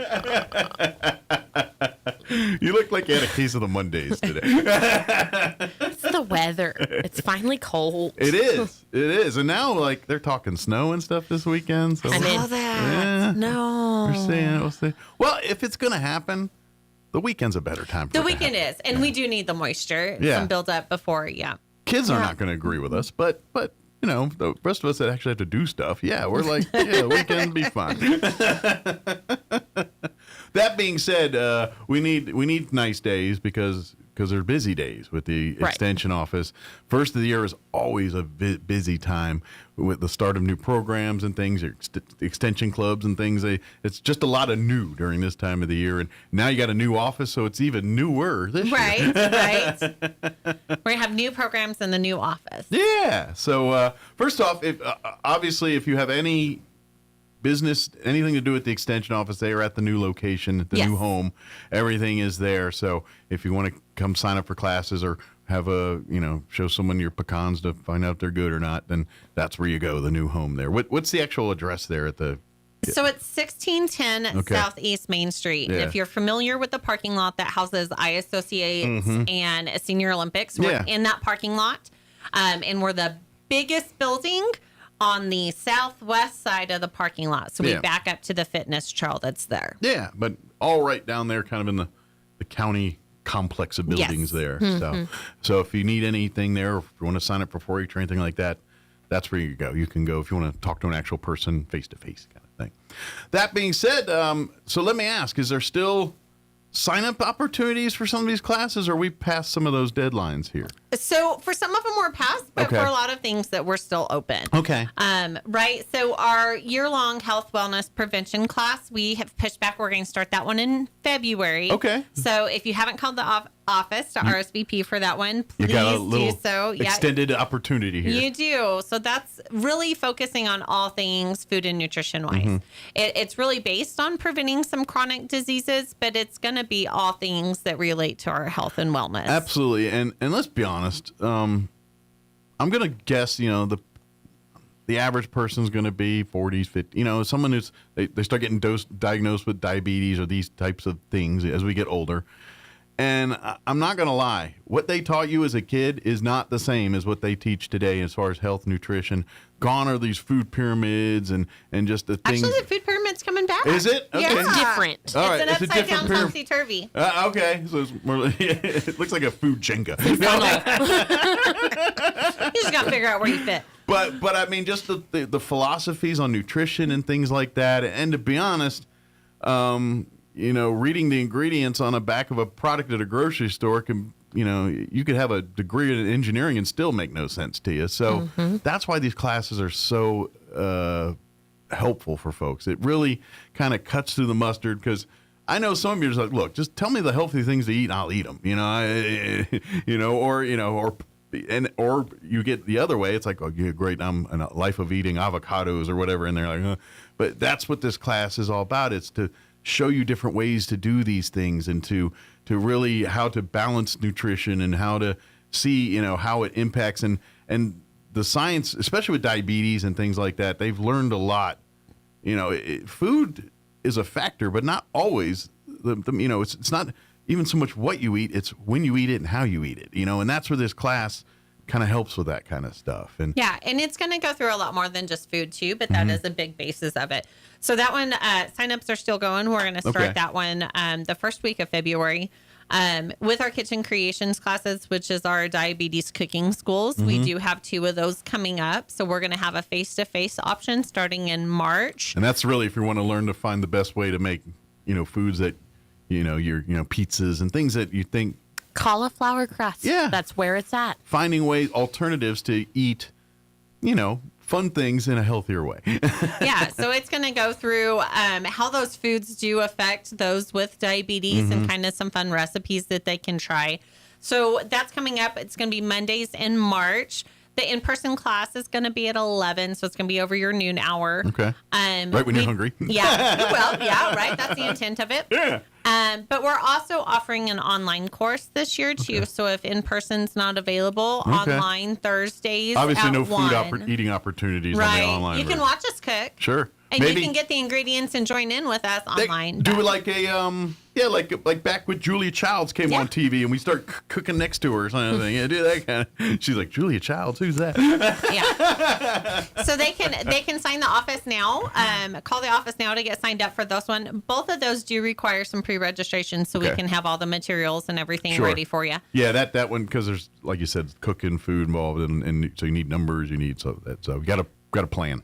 Yeah, so the Extension Clubs will be hosting a junk journaling workshop. So it's a new craze that's going out there. So come join us. We'll show you the ins and outs of it. It's going to be February the 5th at 5:30 at the new office.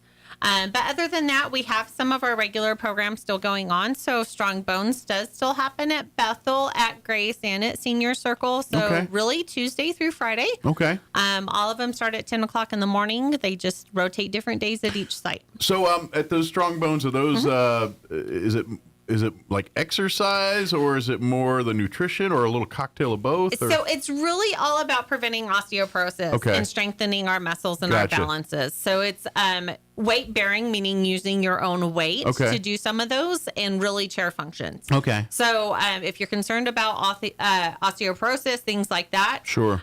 Strengthening, having trouble with balance, things like that. Those are some great classes to go to. Now, and this is where I'm not a doctor. Typically, I'm not saying men don't get osteoporosis, but generally that women are more susceptible to that, right? Or I don't even know.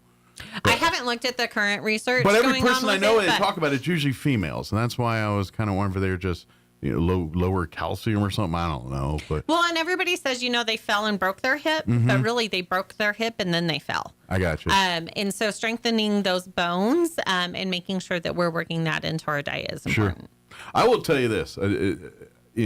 Where my grandmother drank milk pretty steady. She's drinking a couple glasses a day. And in her 70s, she fell down the steps and broke her hip.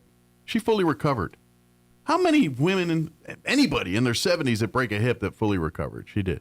Now, she passed a couple years later from something completely different, but her hip was fine. But that's what I'm saying. There's something to the milk thing, folks. I'm just saying. Ever since that, but obviously there's a lot more to it than that. But in February, it'll be the 21st at 10 o'clock in the morning. Okay. And they're going to do a lesson on saving your rose bushes from pests. So if you've got roses around and you've got pest issues, this is one that you want to go to. By pests, I mean bugs, or like people stealing your flowers for a romantic getaway. Got lots of legs, pests, yes.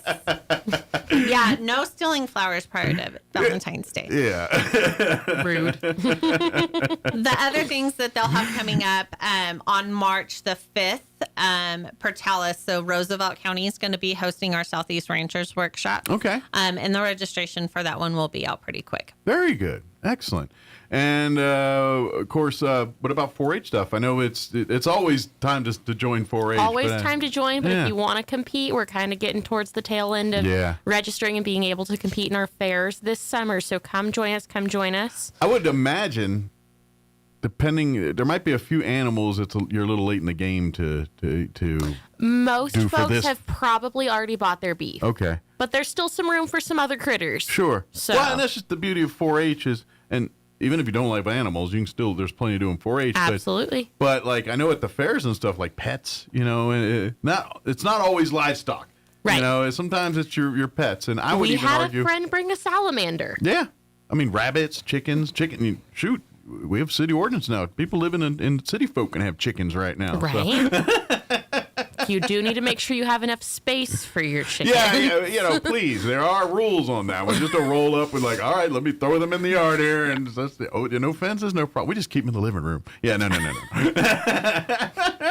You might get a phone call on that one. Maybe. But there is lots of opportunities. For sure. So we're also working on our project workshops.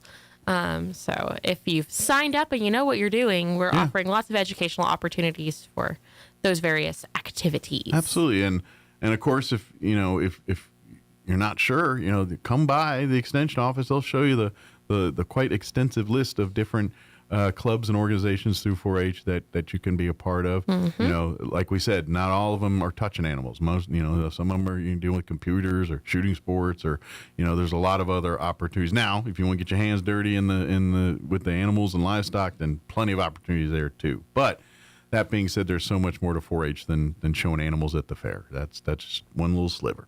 Absolutely. We are in the heart of shooting sports season.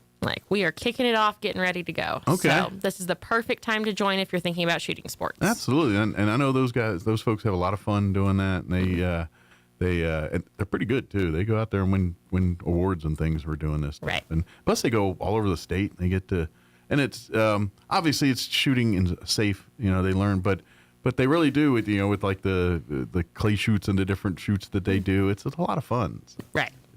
Let's make some friends. If you're not sure, if you're not sold yet, come visit us at the library. 4-H Day at the library in Roswell and Hagerman. I believe our upcoming one is housing and interior design. Okay. So come sample some projects, hang out. Are they the both libraries? Is it the same project at both libraries? Yes. So if you're like, oh, I want to do the one there, it's at either one. Then you don't have to. I got to go to Hagerman to catch. No, you can find it in Roswell too. If life happens and you miss Roswell, come see us in Hagerman. Yeah. Or if you just really, really liked it. You want to do it twice? Yes. We've had those. Sure. Well, I imagine it's maybe you bring like one child or one friend, and you're like, oh, well, I brought another one this time to come. You know who would really like this? Yeah. So and so down the street. Exactly. And then it gives them an excuse to say, well, then we'll have lunch in Hagerman afterwards and all that. So there you go. Yeah, make a thing out of it. Of course, speaking of, we talk about 4-H and all that, there's also the extension clubs, which we lovingly call 4-H for adults.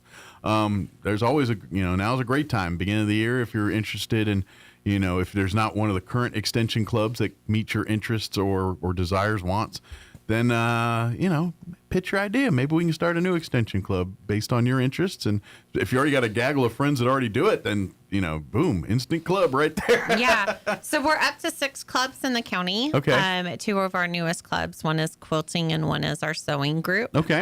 So we opened a second quilting group. So if they happen to have been on the waiting list. Quilters are popular. They are. It's a great skill to have. So they're meeting. So if you're interested in those, please do call the office. Mm-hmm. The other one is the new sewing club, and they meet the second Tuesday of every month at 11. Okay. So again, kind of over your lunch hour, come see us. But it's a great opportunity. And then if there's other people that are interested in particular topics or just want to make another club because they've got a group of friends, talk to us. And this, there's really a lot of different directions you could take this. Absolutely. I mean, for instance, maybe you're into playing chess or backgammon or bridge or something like that. This is a great, but you're like, well, I can't gather enough friends to play bridge, or or I love chess, but I'm playing the same 3 people. I want to play some new people. This is how an extension club gets formed: is just finding some people with a common interest here, and you might be surprised, like you find a bunch of people out there. Oh yeah, I'm glad you found it. I never knew that this. The sky's the limit on this. I mean, we talk about stamp collecting to. As long as we're not burning buildings down or nothing, maybe, flamethrower. No, all right, let's chill on that. But, things like that, I learned her lapidary last time we talked about this. Lapidary? Yeah, the polishing of rocks. Yes. You got a bunch of people that are into polishing rocks. I'm glad that wasn't a quiz. Yeah. Well, why I always remember that is because of the scene from Shawshank Redemption. Where he literally, have you seen that movie? You're speaking Greek. You've probably seen that movie, right? No? How have you not seen Shawshank Redemption? Never mind. You don't get to hear the story. Now you have homework. It really is a good movie. Well, you know what? You know what it is? You're not dudes. I think every dude has seen that movie, and I thought maybe just someone dragged you along to watch it. But I think I know what my husband's turning the TV to today. Well, I would say any man between 35 and 55. Shawshank Redemption's like their top 5 movie, in there somewhere. It's just like that. And I don't know how many, there's even jock guys that are like, what's your favorite movie? And they'll throw out Shawshank Redemption. There's always that one in there. I don't know if. What is it even about? You got to fill me in. It's okay. So it's based off a Stephen King book. Okay. And it was a short story called Rita Hayworth at Shawshank, and it's about a man who gets wrongly accused for killing his wife. His wife was cheating on him. And all men say, yes, I love this. Well, it's a horror movie. And so he gets accused of killing his wife and gets sentenced to Shawshank Prison. Okay. And this is, and then he ends up in prison for most of his life. And so it's kind of this life in prison. And Morgan Freeman's like his buddy Sherpa that kind of lays the, but it's kind of. But here's the whole deal, and I don't know if I want to tell you the rest because it's kind of a... You got to see it to watch it. Yeah. I mean, everyone else knows it out there. But anyway, what you think is about a man's life in prison is really this. It's a whole nother something. A whole nother something where he's, Okay. And it has a lot to do with polishing rocks. It all starts with lapidary and polishing rocks. Okay. We made the circle. But, well, he escapes from prison. I mean, but the reason the short story was called Rita Hayworth at Shawshank is because his first poster he used to hide his wall was a picture of Rita Hayworth from. Okay. Now the movie's just called Shawshank Redemption, but if you read the book, it's actually I think you'd kind of like it if you sit down and watched it. It's a, do you like Stephen King stuff? Or you like? I like Disney. Okay. I like Goofy. I'm a hard audience. Okay. So needless to say, you're not in that group watching Breaking Bad with all No, can't say I am. Oh well, at least the one that got me. This is when I still did the morning show in Artesia. I would interview high school students a lot, and I don't remember how we got there, but I made a Back to the Future reference. Please know you know that movie, right? I've seen Back to the Future. I've seen all of them. Okay, I'm not going to do this again, am I?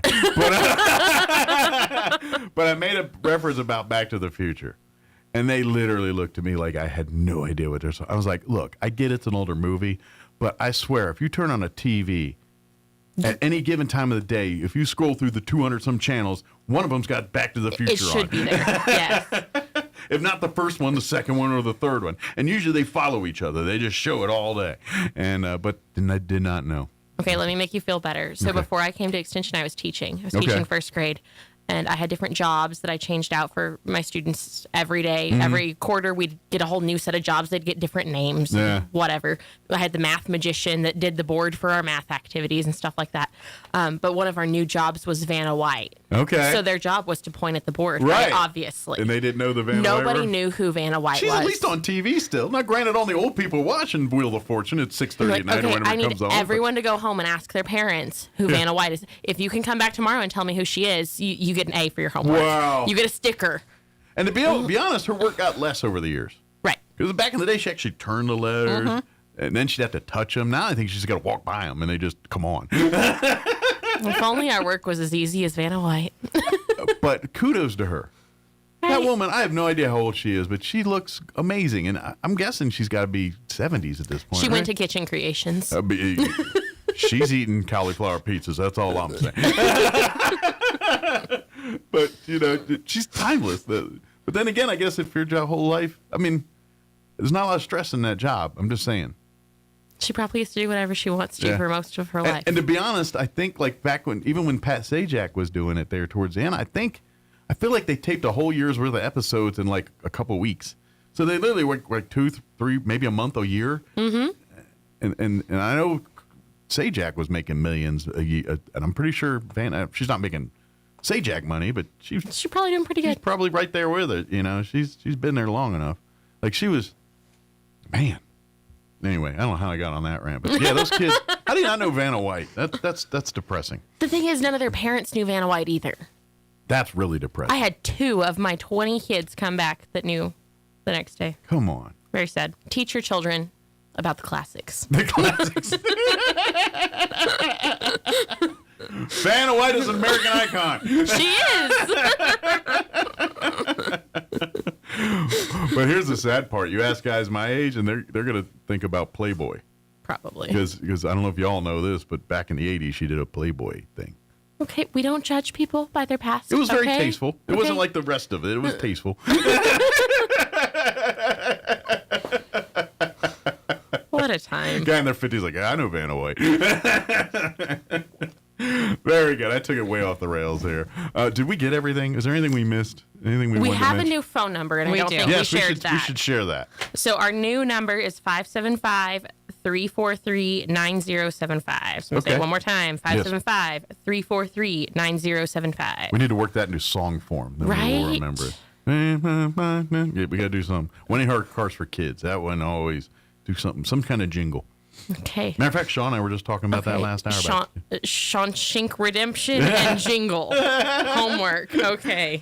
I like Shawshank Redemption. I'm going to tell Sean. That's your new movie idea. Shawshank Redemption. I have no idea, Mike. I can't even Google it. Shawshank Redemption. Shaw? Nah, I like Sean better.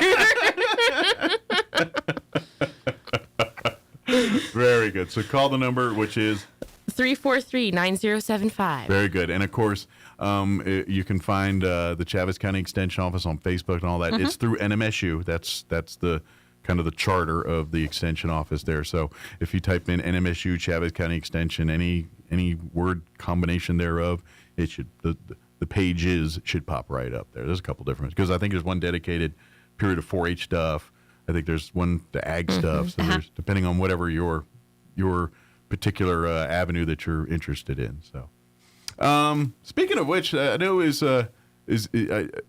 there? Are you guys still filling all the voids there? Or do you guys have some other staff?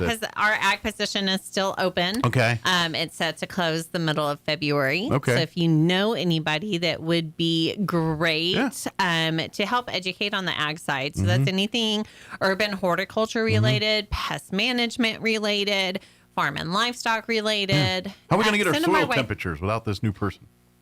Me.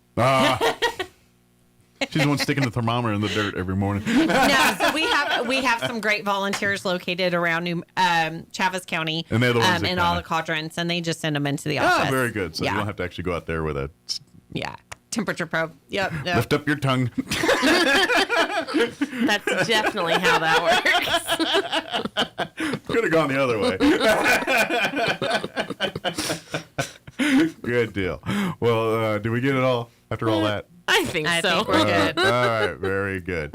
Well, thank you, ladies. We appreciate it. We'll see you next time here. And, of course, anything else we could do, don't hesitate to reach out. All right. And, folks, come sign up for these clubs. Sign up. There's so many opportunities and wealth. And even if you can't get into some of these, if you miss the deadlines for some of the health classes, if you're looking for resources, please don't hesitate. They'll be happy to give you links to information on any kind of health or any of that stuff.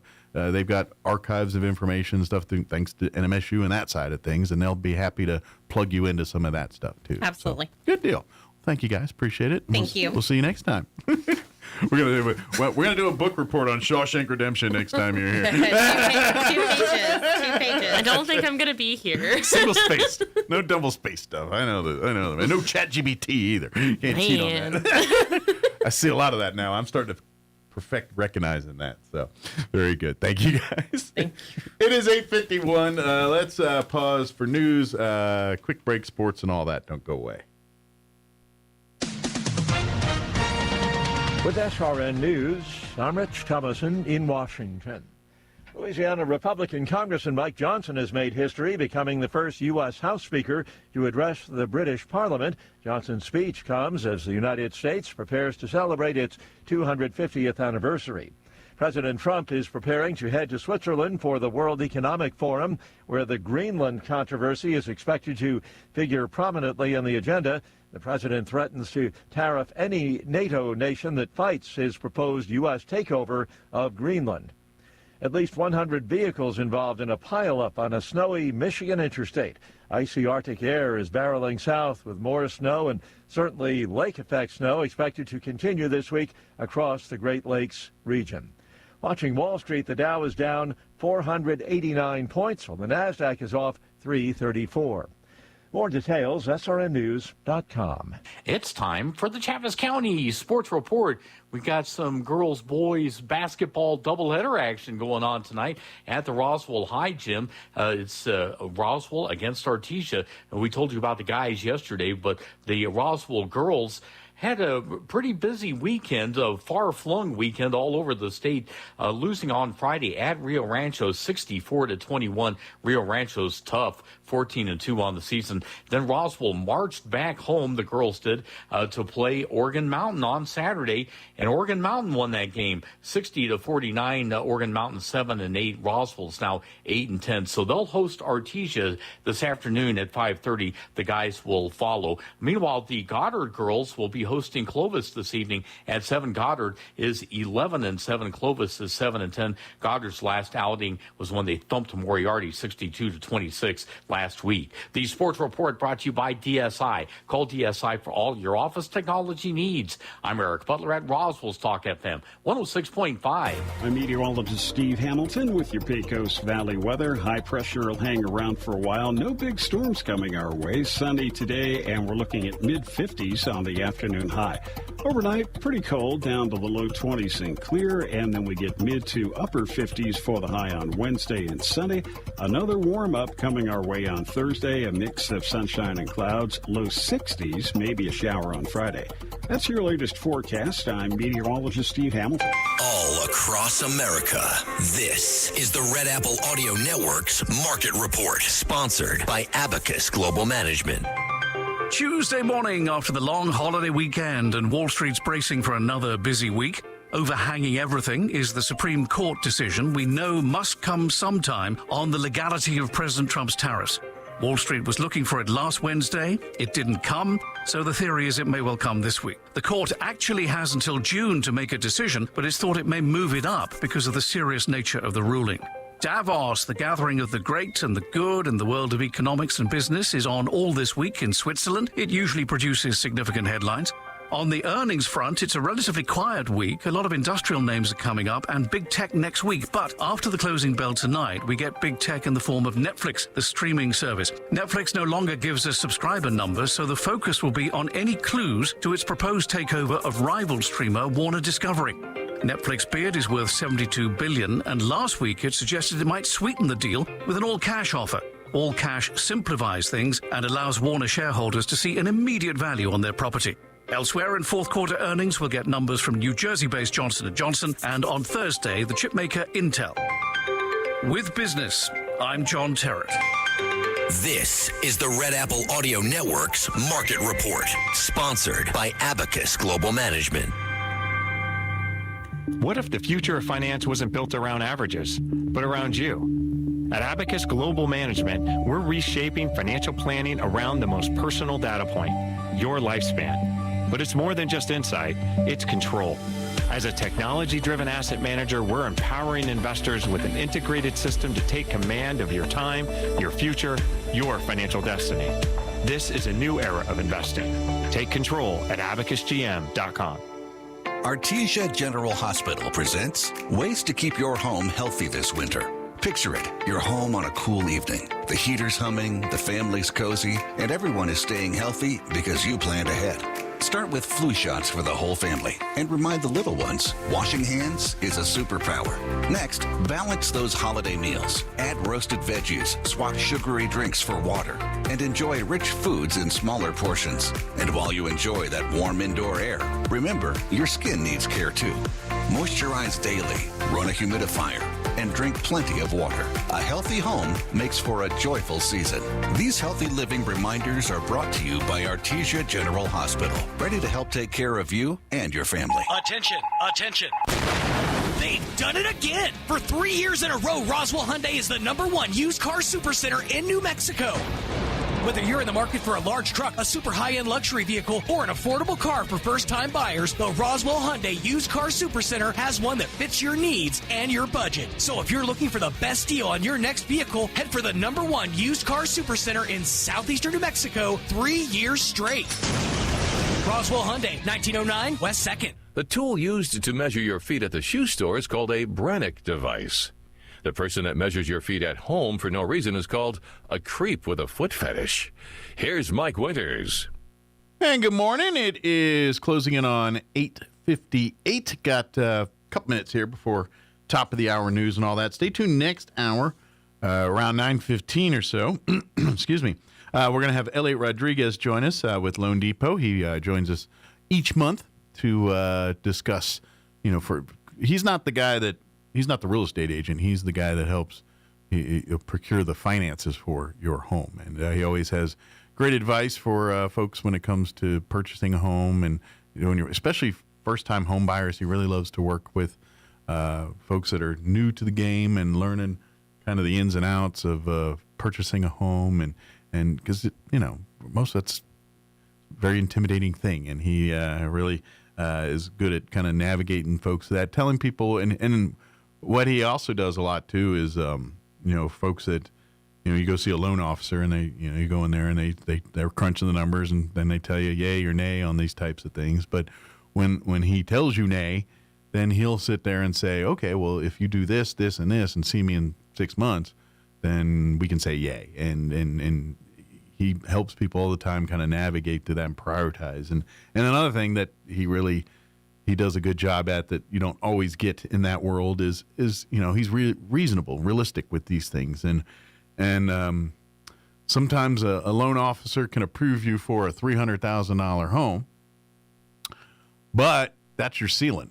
And if you buy a $300,000 home, then you're like, well, wait a minute, now I got to buy furniture. Where am I going to get the money for that? To furnish this thing, to live a normal life, eating foods and things like that. So, really, it's like just because you can hit that ceiling doesn't mean you should go for that. It's going to stretch your finances. But, because at the end of the day, loan officers or anybody else, it's a commission-based business. They make money when you get in things. And so, for someone to tell you, well, maybe you shouldn't go this way because that's just saying. It's a rare thing in that industry. All right, Town Hall News up next. We'll be back. Your home for Sean Hannity in Roswell. 106.5 Roswell's Talk FM, KEND, Roswell, New Mexico. Breaking news this hour from Town Hall. I'm Rich Thomason. Louisiana Republican Congressman Mike Johnson has made history, becoming the first U.S. House Speaker to address the British Parliament. We have returned at a pivotal moment, obviously, in the great histories of our countries, to mark this anniversary that we have in our nation and to celebrate what we've achieved together in the past, and importantly, to face and overcome together the challenges of our present day. And I want to tell you, my friends, we will do that together. Johnson's speech comes as the U.S. prepares to celebrate its 250th anniversary. President Trump is stirring the pot with Europe over his demand for Greenland. European leaders are reacting to Donald Trump's latest threats with concern and dismay. The EU's top official has described planned new tariffs over Greenland as a mistake among allies. And Ursula von der Leyen called into question Trump's trustworthiness. The president said he would slap a 10% import tax on goods from 8 European allies who oppose an American takeover of the Danish territory. Von der Leyen warned of a downward spiral in relations with the U.S. Greg Clugston, the White House. At least 100 vehicles, cars, and trucks involved in a pileup on a snowy Michigan interstate. Icy Arctic air is barreling south with more snow and certainly the lake effect variety expected to continue this week across the Great Lakes region and beyond. Forecasters say some parts of the east could see significant snowfall. The Indiana Hoosiers have won their first national college football title, beating Miami 27-21 and capping an undefeated season. Following the long holiday weekend, back to business today for Wall Street. The benchmarks are down sharply given uncertainty over the Greenland situation. The Dow is off 508 points. More on these stories at townhall.com. Everybody wants cheap airfare, but where do you find it? You call low-cost airlines. Their prices are direct from the airlines, and they're so low you can't find these fares published anywhere. They specialize in cheap flights, discount hotel rooms, cheap car rental rates, and great package deals anywhere around the world. Wherever you want to go, they can help you get there cheaply and with a best price guarantee. If you want the lowest prices on your airline tickets or other travel services, call now. That's right, call. That's the only way to get these rates. Experts are standing by 24/7 to get you the cheapest airfare and hotel rates available. So don't wait. Call right now for the lowest travel prices anywhere and for great last-minute travel deals too. Call 866-755-5300. That's 866-755-5300. Again, that's 866-755-5300. Call us right now.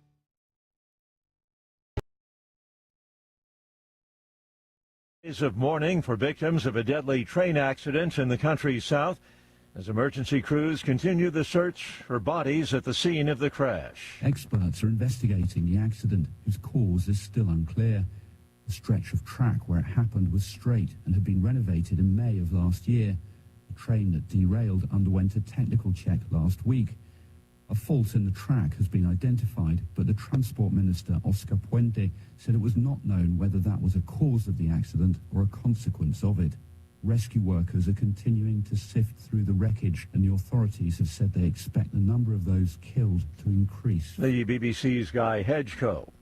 The Australian Parliament has passed new gun restrictions as well as anti-hate speech laws. Comes after 2 shooters killed 15 people at a Jewish festival in Sydney last month. Authorities say ISIS was involved in the attack. Townhall.com. Well, China still has a lot of people, but China's population does continue to shrink. Government statistics released on Monday revealed the population fell for the 4th straight year to 1.4 billion. Births dropped in 2025 by 17% to 7.92 million. Despite lifting the one-child policy to allow 3 children, the fertility rate remains low. Most families cite the cost and pressure of raising a child in a highly competitive society. Keith Peters, Washington. Ukrainian President Zelensky says Russia has launched more than 300 drones and missiles, another nighttime attack on the Ukrainian power grid. Kiev Mayor Vitaly Klitschko says nearly 80% of the apartment buildings that were hit had just regained heat after the previous attack in Ukraine, facing one of its coldest winters on record. More on these stories, townhall.com.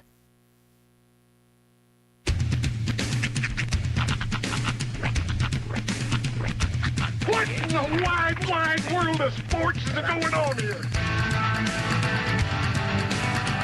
I promise you, whatever scum did this, not one man on this force will rest for 1 minute until he's behind bars.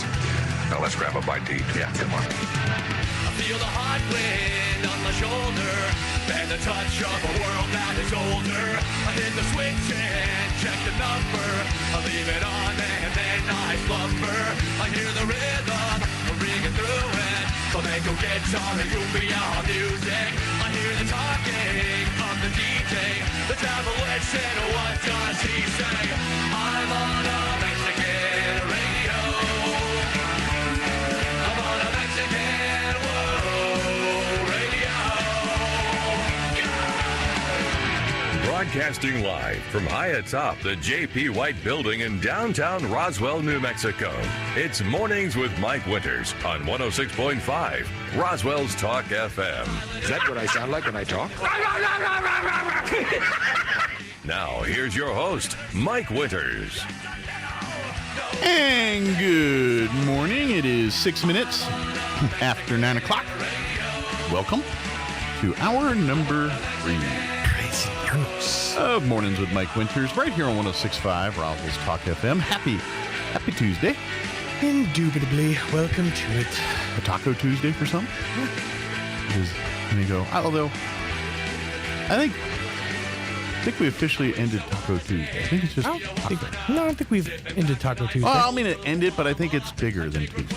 Oh, tacos have definitely grown beyond their Tuesdaydom. I feel that we should use Tuesday to pay homage to an unsung hero of the Mexican cuisine world, the torta. Oh. Have you ever had a good torta?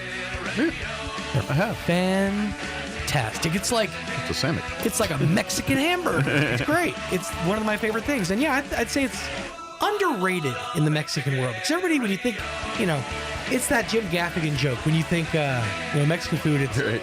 Meat with cheese and vegetables. Yeah. And yeah, okay, sure. There's 60 different ways to make a Mexican plate. Enchiladas, usually tacos. But nobody ever really talks about the torta. I do it one every once in a while. I feel like it's more of a lunch thing. Oh, it's definitely lunch. Not a Mexican sure. dinner. No, yeah. When you're sitting there with thinking a platter, you're thinking something you're going to knife and fork. Mm-hmm. This is something you're going to, 2 hands. And trust me, if you're eating a good torta, you need 2 hands. You can't, hand that. Well, that they usually sandwich. because they use a certain type of bread typically, and it's a big bolo type bun or something. Yeah. I don't know what you call that. It's big and floofy. Yeah. And just the problem with it is that it is largely loose meat. Although I've had like ham. Sure. Yeah. I've had like a deli version of a torta. Right. Yeah. Are you sure you weren't just having a sandwich? Might have been. But I got in a Mexican restaurant, so I assume, Oh, we didn't even talk about it. But we did pass on January 1st. That kidney stone? Yes, that kidney stone finally passed. It was a glorious day. No, copyright restriction day. Oh. Where and we've talked about it in years past, where every year copyright expires on certain intellectual properties. Is there any big ones this year? Well, there are, but the problem is it's iterational. Oh. So, for example, and the reason it made me think of it was because we were talking about big sandwiches. And of course, when I think of a big sandwich, I think of Dagwood. Yes. Which makes me think of Blondie. Mm-hmm. Well, the early versions of the Blondie Anybody cartoon... other 25 probably has no idea what you're talking about. Of course not. But the earliest versions of the Blondie comic strip officially went into public domain this year. But it's not when they're together. Like Blondie and Dagwood aren't together anymore. His famous trademark sandwiches haven't been introduced yet, so it's not the Blondie that you think of. Go ahead. So let me ask this, because I've seen in restaurants sandwiches called the Dagwood. Yeah. Is that copyright infringement? Usually that I actually think the Dagwood was a sandwich before he became a character. Oh, okay. I think maybe. I have to do the research on that. Well, too bad her friend wasn't French dip. Was Dagwood a sandwich? I dumped the dude for grilled cheese. I got a torta. This is my Mexican friend Blondie and torta. Okay, so Dagwood was a comic character first. Okay. So the sandwich itself was the comic strip was introduced from a strip from 1936. It's not named directly after the character, the sandwich, or the other way around. It just they utilize the same. This is a same world, sandwich, right? It's like Popeye sells chicken. Yeah, but we all know they're not the same as I Popeye. However, briefly in the I believe 80s or 90s, they used Popeye's face. They had like a cup series with Bluto and all them. The other one, ironically, no spinach served at Popeye. Yeah, none. Absolutely none, which is a travesty if you ask me. The other one, though, that entered the public domain is Betty Boop. Oh, really? But not the Betty Boop that you know. There's not the one with all the clocks and the calendars and all that. There's like 15 different iterations of Betty Boop. Kind of like Mickey, I guess. Yeah, kind of Mickey. So this is the earliest iteration of Betty Boop, and I don't even think that was her name at the time. Like the character's name was something completely different. But I'm going to say she's less curvaceous in the early versions. Yeah. Less sexualized. Yes. For sure. But so those two things for sure were. There's a couple other things, some real early like jazz, or Yaz if you prefer, was released. There was I think a Gershwin song or two got put on public domain. So there's a couple of things. Sylvia Plath, I think some of her works were put in public domain this year.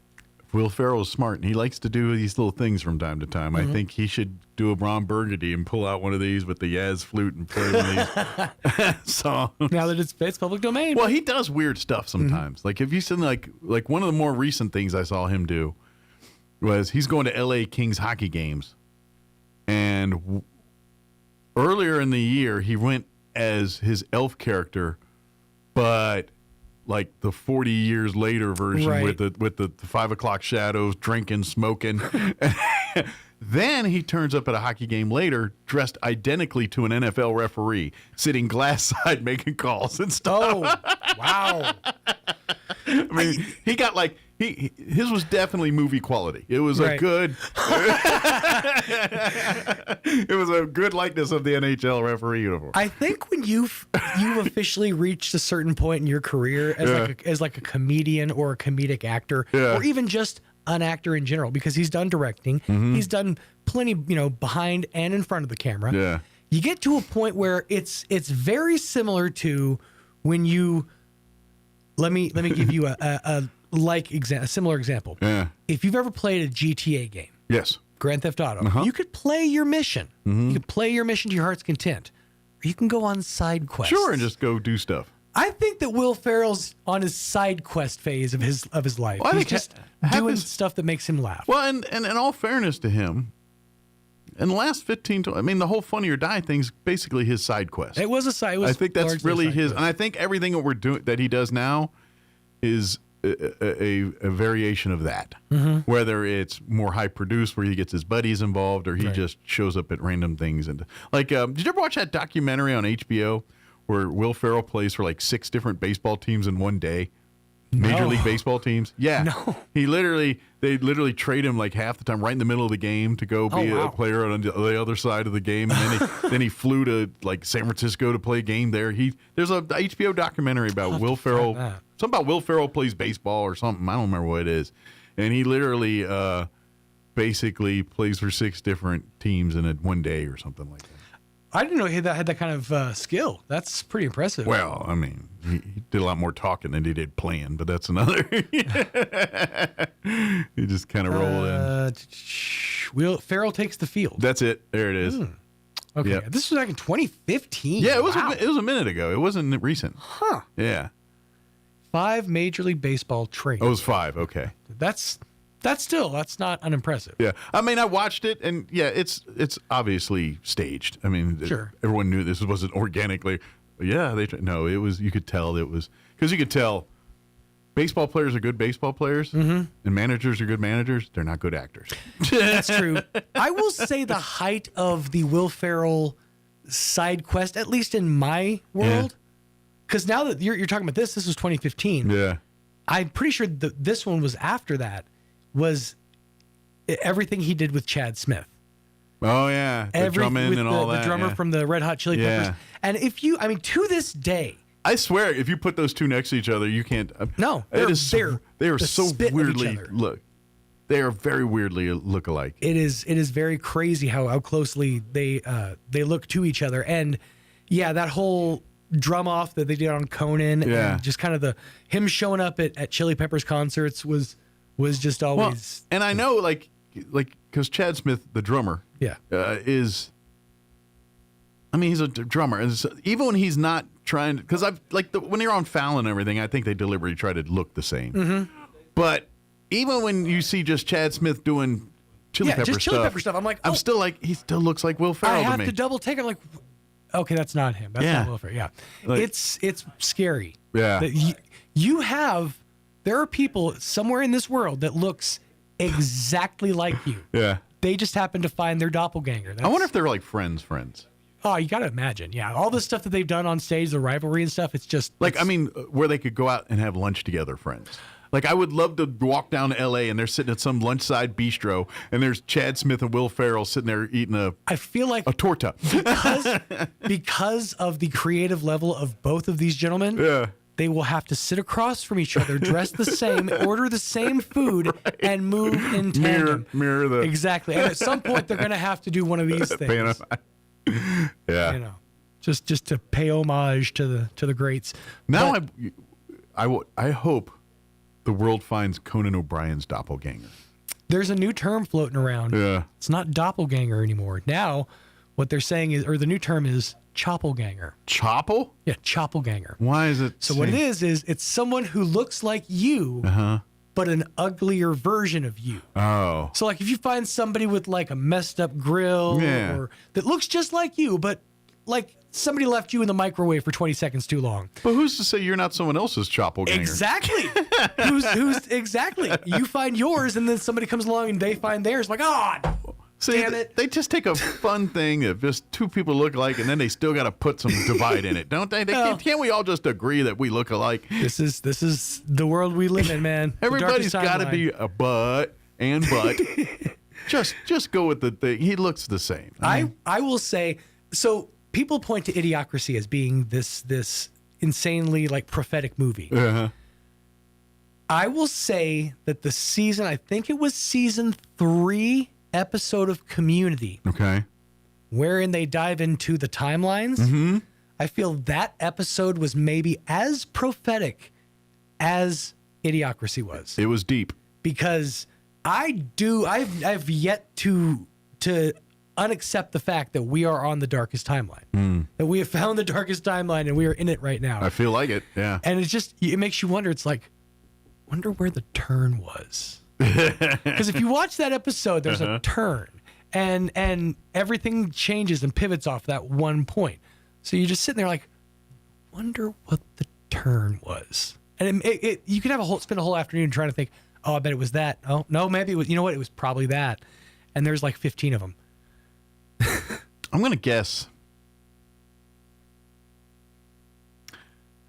Yeah, it's a tough one, I'm telling you. I'm leaning towards like American Gladiators. I have a theory. Yeah. Harambe. Harambe. Yeah. Because if you look at like the timeline, because there was like 2016, bring it back. Harambe was tragically shot and killed. Mm-hmm. I believe it was 2017. Okay. Ever since then, the memes and the culture has sort of shifted. But I think Harambe was the turn. I don't know. I think it's older than that. You think? Oh, you said American Gladiators. I'm thinking 80s. Right. The turn was in the 80s. It was Zod. That's Somewhere who it was. in the 80s is when this turn took, and I'm not sure where yet. No, it was Ming. That's who it was. It was Ming. I'm thinking it's the 80s. Call in Flash Gordon. Although one would argue maybe 90s, around when grunge started hitting. Yeah. That's when things got darker. I mean, we were skinny popping until Smells then. Like Teen Spirit was the key. Kurt Cobain. Could have been. You know what? Innocence died that day. Mm-hmm. Things changed when Teen Spirit came out. Smells like societal change. But then, because really, then you start seeing these 90s movies, the kids movie, the one with what's his name going through the heroin addiction, Train Spotting. Right. There was a whole It did sort of stem from things got dark at that point. From the disaffected, I will say it was the rise of the disaffected grunge Gen X generation. Yeah. It's the kind of the tail end of the Gen Xers. Yeah. That are sort of like setting up the revolution. The dark. That's where the dark turn took. And then millennials just took that and ran with it. People's fascination with the movie Lost Boys started it. You know what? When in doubt, blame Corey Feldman. I agree. That's what Hollywood does. Dang right. Elliot Rodriguez is here. So let's get him going. It is 21 minutes after 9. Here's your weather. I'm meteorologist Steve Hamilton with your Pecos Valley weather. High pressure will hang around for a while. No big storms coming our way. Sunny today, and we're looking at mid-50s on the afternoon high. Overnight, pretty cold, down to the low 20s and clear, and then we get mid to upper 50s for the high on Wednesday and sunny. Another warm-up coming our way on Thursday, a mix of sunshine and clouds. Low 60s, maybe a shower on Friday. That's your latest forecast. I'm meteorologist Steve Hamilton. Thank you, Steve. Currently 26 degrees here in Roswell. Warming up, hitting 30 soon. Humidity is at 57%. Winds are calm at the moment. Sunny today, 53 for our high. Winds will be out of the south, 5 to 10 miles per hour. Tonight, clear skies. Overnight low of 22 degrees. South winds at around 5 miles per hour. Wednesday, sunny and 55. North winds 5 to 10. Thursday, partly cloudy and 61 our high, our warm day of the week. And then it changes for Friday. Friday, it all switches. We're looking at a 40% chance of rain and snow showers before 11 a.m., then changing just to rain. Mostly cloudy for the day with a high of only 48.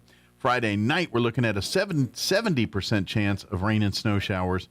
Mostly cloudy, overnight low of 24. Saturday, we're looking at a 50% chance of snow. Mostly cloudy, 36 for a high on Saturday.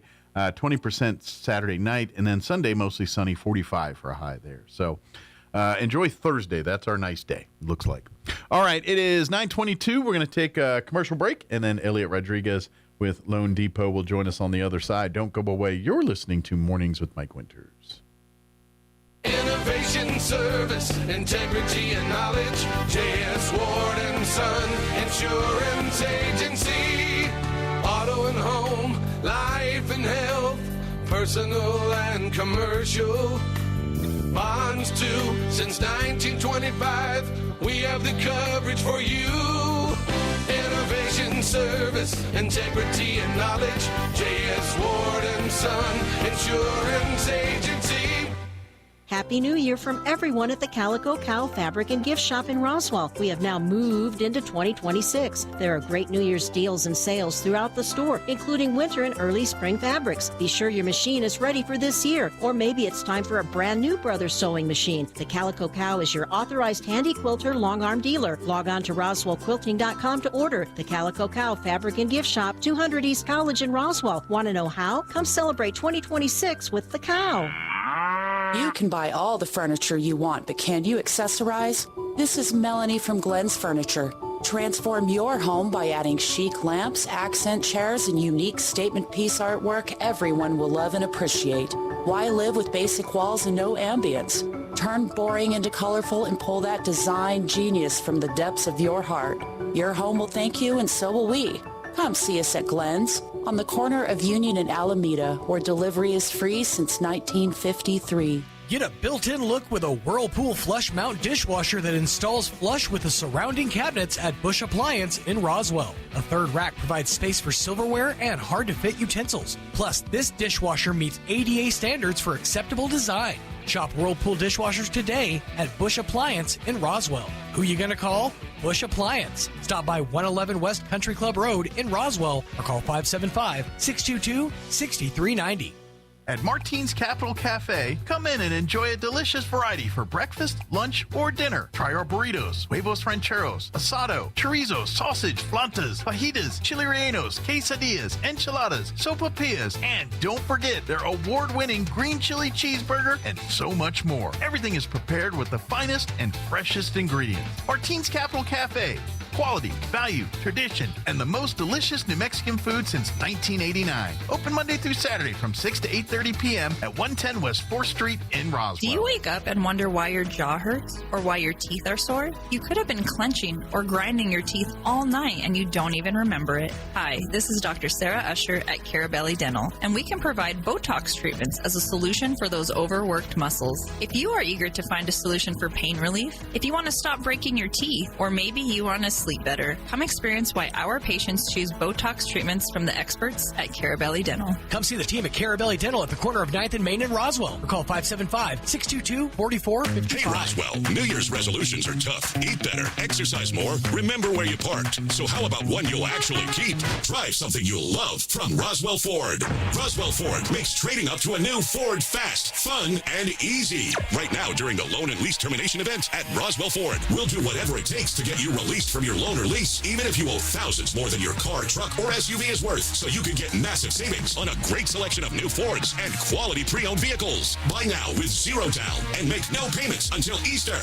Worried about your credit? Don't sweat it. Roswell Ford has partnered with more aggressive lenders that will push to approve your credit with great rates and terms, even if your credit is less than perfect. Lower prices, exceptional trade-in values, and a better buying experience. All roads lead to huge American-made savings. Get on board at Roswell Ford, 821 North Main Street in beautiful Roswell. Call 575-623-3673 or online at roswellford.com. Interest accrues from date of sale, subject to lender approval. Offers not combined on select vehicles. Here's a Mornings with Mike Winters fun fact. Bamboo plants can grow up to 36 inches in a day. So if you're told you're growing like a weed, you can say, no, I'm growing like a bamboo. Here's Mike Winters. And good morning. It is 27 minutes after 9 o'clock, and joining us in studio this morning from Lone Depot, Elliot Rodriguez back with us. Good morning. Good morning, Roswell, and Happy New Year's. Happy New Year. Yeah, it's a new year. Got, and to be honest, I think, it's crazy, things are going on, but a lot of optimism as far as, I opportunity so. And things. Like we just were talking about the year, it was kind of crazy the way it ended, and still crazy going right now. Sure. But very good positive things coming, Sure. So that's and, the part that's good. And there's a lot of growth in the community, which bodes well for housing and everything else. When you're seeing businesses and things, obviously the air races, that does impact real estate very much so. It does. It really does.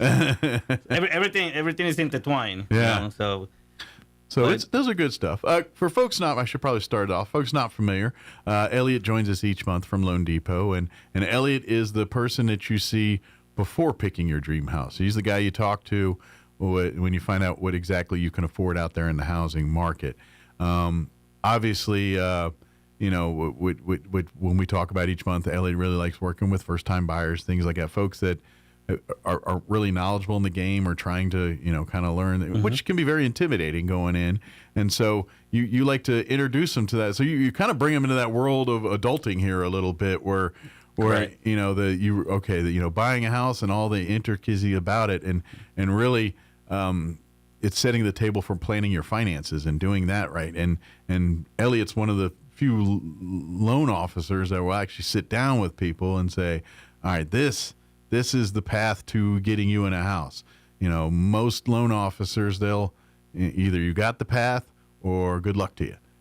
Where he's like, you know what, you're just a tweak here or there, and then come back in a few months, and we can get you approved. And exactly. And that's where Elliot really shines and loves to make the dream happen for especially people that thought it was not possible. And that's why we always talk. It's like, look, if you've got a little bit of discipline, and income is important, but not be all end all. If you work enough and things like that, you can have a quote unquote minimum wage job and be a homeowner. Yeah, you still buy a house. Mm-hmm. I mean, and it's funny. I mean, but if you have the right team behind you, you're like it, like a demigod. You could go over there and just turn things down. Sure. I've been watching a lot of Marvel comics lately. But no, the fact of the matter is, if you have the right team behind you, you're unstoppable, and you could go and get yourself a house. Sure. Okay. And I work hand in hand with real estate agents every day. Okay. I have a team that follow up and help me taking care of you. Sure. Okay. So a lot of people think because we're busy and we're not going to take care of you, and that's not the fact. Sure. It's a fact that we can have somebody that falls down the cracks a little as far as like communication. Sure. Yeah, that's everywhere because there's way too many people. But in the end of the day, we still take care of everybody. Sure. And we want to make sure everybody's happy, and we don't have any other agenda but help you, acquire your home. Absolutely. Anyway. Well, so. and let's face it, the industry that is, loaning money, being a lending institution, it's a cutthroat industry, it's so crazy out there. And so it's rare to find where the in most of these especially in a company like Loan Depot or anything else that has a board to answer to. Correct. It's about numbers and what moves the needle. It's not about and this is where the Loan Depot difference is it was built correctly from the top. So guys like Elliot can be in the office and really work with the person, not the numbers per se, and say, where and it's kind of like that mindset of certain cars. It's like, I'm not selling you the first car, I'm selling you the rest of your family's car. Elliot's got that mindset. Thanks, he's always had it, but Loan Depot helps keep that dream going for him. Where no, my idea is I'm here with your first time home buyer, and then when you're ready to upgrade, I'm ready to, and then when the kids are ready to get their first place, and then when you're ready to downsize because you're empty nesters, I want you talking to me again, and that's that he wants to earn an associate for life, and that's kind of I mean, I remember we had this team before where I would used to work at that would say Signature for Life. Mm-hmm. If you come to me and I'll take care of you. I don't erase your number from my phone. So Sure. people, it's funny when somebody calls me and I say, hey, how you doing, Mike? How you doing, Jose? How you doing, Maria, whoever it may be? Oh, how you know it was me? Right. Well, I have it on my phone. Well, if you want to put like a Dungeons and Dragons spin on this, where the typical loan officer serves the role of the gatekeeper, you're more the dungeon master. You're the guy guiding them through it. And it's exactly. like, as opposed to you showing up pass, he's like, well, I got the key. Hold on. Yeah, I still have you. Yeah. I mean, my goal is to really help everybody I can help. Right. Okay. I don't care how big or small the loan is. If I can do a loan for you, I'll help you buy a house. Sure. So it's not a matter, it's like Ellie's making a bunch of money on this deal.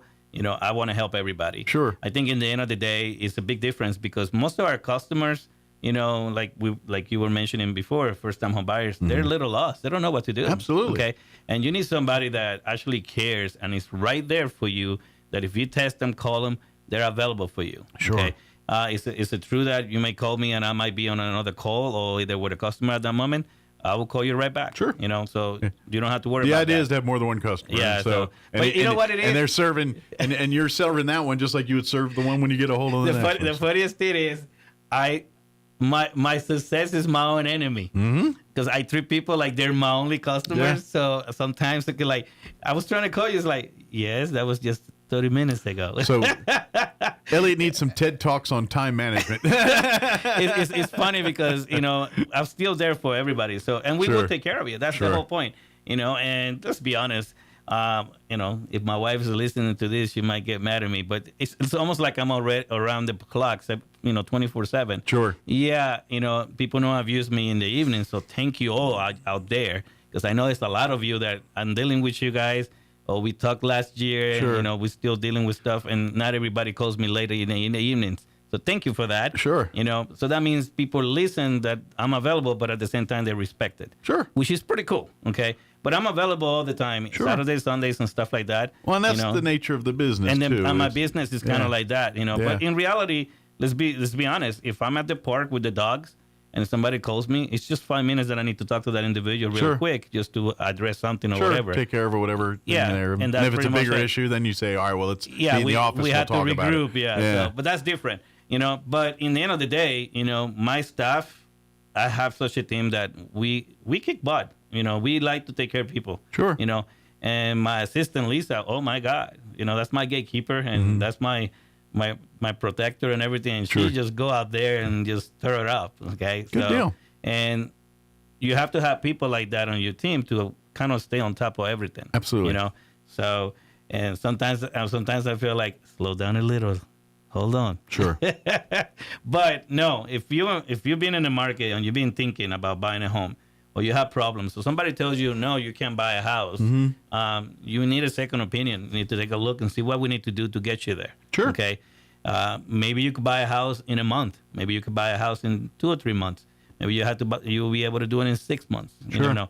Or even next year. I have a few that has to take a year for whatever reasons. You know, everybody's different. Well, and then sometimes the actual home buying process takes 6 months or something like that. Yeah, depending on the situation. You know, depending on the home you're buying and what inspections and what appraisals and all that. Unfortunately, that stuff, you know, you don't walk in and say, I want to buy this house, and then a day later it's yours. There's a lot of hoops to jump through before you get to that point. One of my loan officers was not very happy about a customer getting upset with them, and they're like, and I said, that's all right, don't worry about it. And then the guy's like, you know, if you can't close today, you know, I mean, I'm gonna have to go and look for somebody else. And I said, what's the situation? And it was the appraisal, which has nothing to do with us. Yeah. You know, it's like, but it happens, folks. Yep. Just listen to your loan officer. I don't care which company it is. Yeah. Okay. You need to listen to your loan officer. If you decided to work with somebody, and you need to follow their lead. Sure. Okay. But sometimes there's things that are a little out of our control, like title, you know, insurance, appraisals, you know, surveys. Well, I can tell you this right now. There is not a lending institution on the planet Earth that is going to lend you money for a home that's appraised less than what they're asking for. And that is a fact. You know, so it's funny. So I have one that actually came a little low. I mean, and a little low, I don't mean a couple $1,000. I'm talking about like $40K. Yeah, wow. That's a lot. That's a big jump. That's a big chunk. So obviously the seller's not very happy. Sure, the buyer's status, you know, is like static about it because it's like, like, you know, $40,000 less is a good thing. Yeah, that's gonna save me some money. You're like, sign me up. I'll sign twice on Sunday. Although I really question what the appraiser's doing if that's that big of a difference. So you know, unless they found some kind of big old. We do an evaluation. Lemon type deal here. No, I get it. Yeah. We do an evaluation on the report, and the seller side actually has the opportunity to bring in more comps that were not used. Okay. And then we ask why you didn't use these comps. Okay. Okay. You know, sometimes a person can be a little lazy, or they just really didn't see it, or they saw enough comps that they thought it was okay. Sure. You know what I mean? And here's the thing too, is all that part is also to protect you. No, that's true. And that's where people, you know, when you talk about, well, I want it now, I want it fast, but this is how they ensure you're not buying a lemon too. You know, this is because if they find termites or they find whatever it is, they want you to find it before you sign some contracts. That's very true. Because that way, now that onus on that is either the owner to fix that, or to give you an allotment to you fix it yourself, which knocks down the price. So this, at the end of the day, this time does protect you, the person buying the home. Yeah, when it becomes a problem is when it drops, when the report is that low. Mm-hmm. Now, if it's low $10,000, $15,000, that's understandable. Sure. Okay. But that's a big red flag. But that's a big red flag when Yeah. it's 40K or 50K. So the selling side has the opportunity to rebuttal, saying, hey, you need to evaluate that. Here you go. Okay. So when they do that, we send it in and they kind of reevaluate it. So, but yeah, when it's off that much, I would think the appraiser should take a few more steps and go and find more comms. Did you miss something? I mean something. But it's hard. I mean, I can imagine what they go through, because let's say they get like 10 or 7 comms, Sure. and all there are about around the numbers that they're seeing. In many cases, they're like, okay, I'm good to go. Sure. You know what I mean?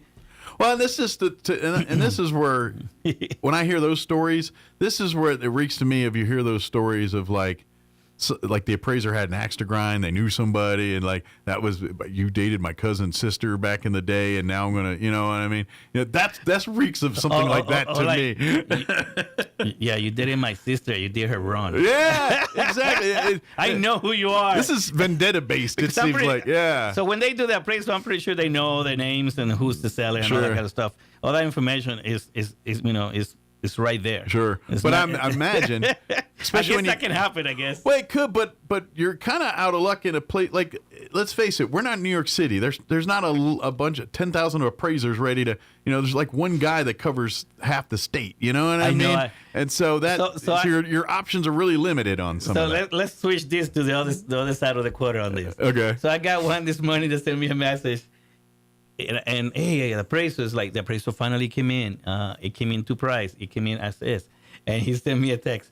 Wow, how is that possible? My home inspection has a big list of different things. It's like, all right, here we go. There it is. Yeah. So he was expecting for the value to come a little lower because he was hoping it's going to cost him less. Yeah. The fact of the matter is, a home inspection and a home appraisal is 2 different things. Absolutely. So one is for evaluation of price. One is for cashing up everything that you can find. Yeah. Okay. If there's one termite and they can find it, they're gonna go and find it. Absolutely. Okay.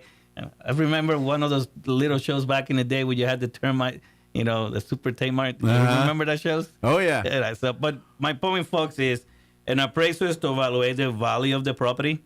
Yes, can an appraisal find things that are off in the home? Yes, that's a possibility. And they look at that, some safety features and stuff like that.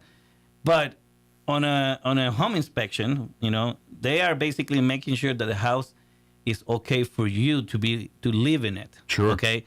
2 different things. Absolutely. All right? It's structurally sound. It's structurally sound and everything. And yes, the appraisal find a few of those things, but the inspection, like if the roof is bad, the appraiser's going to find that. Yeah, the appraiser is going to see if the roof is really horrible. Or, now, your home inspector will too, but they go down to the nitty gritty. But the roof will affect the appraisal. Whether the marble countertop sink is working right is not so much affecting the appraiser. Exactly. Yeah. So when they go and take care of that, I mean, let's put it in a different perspective. Yeah. A brand new home.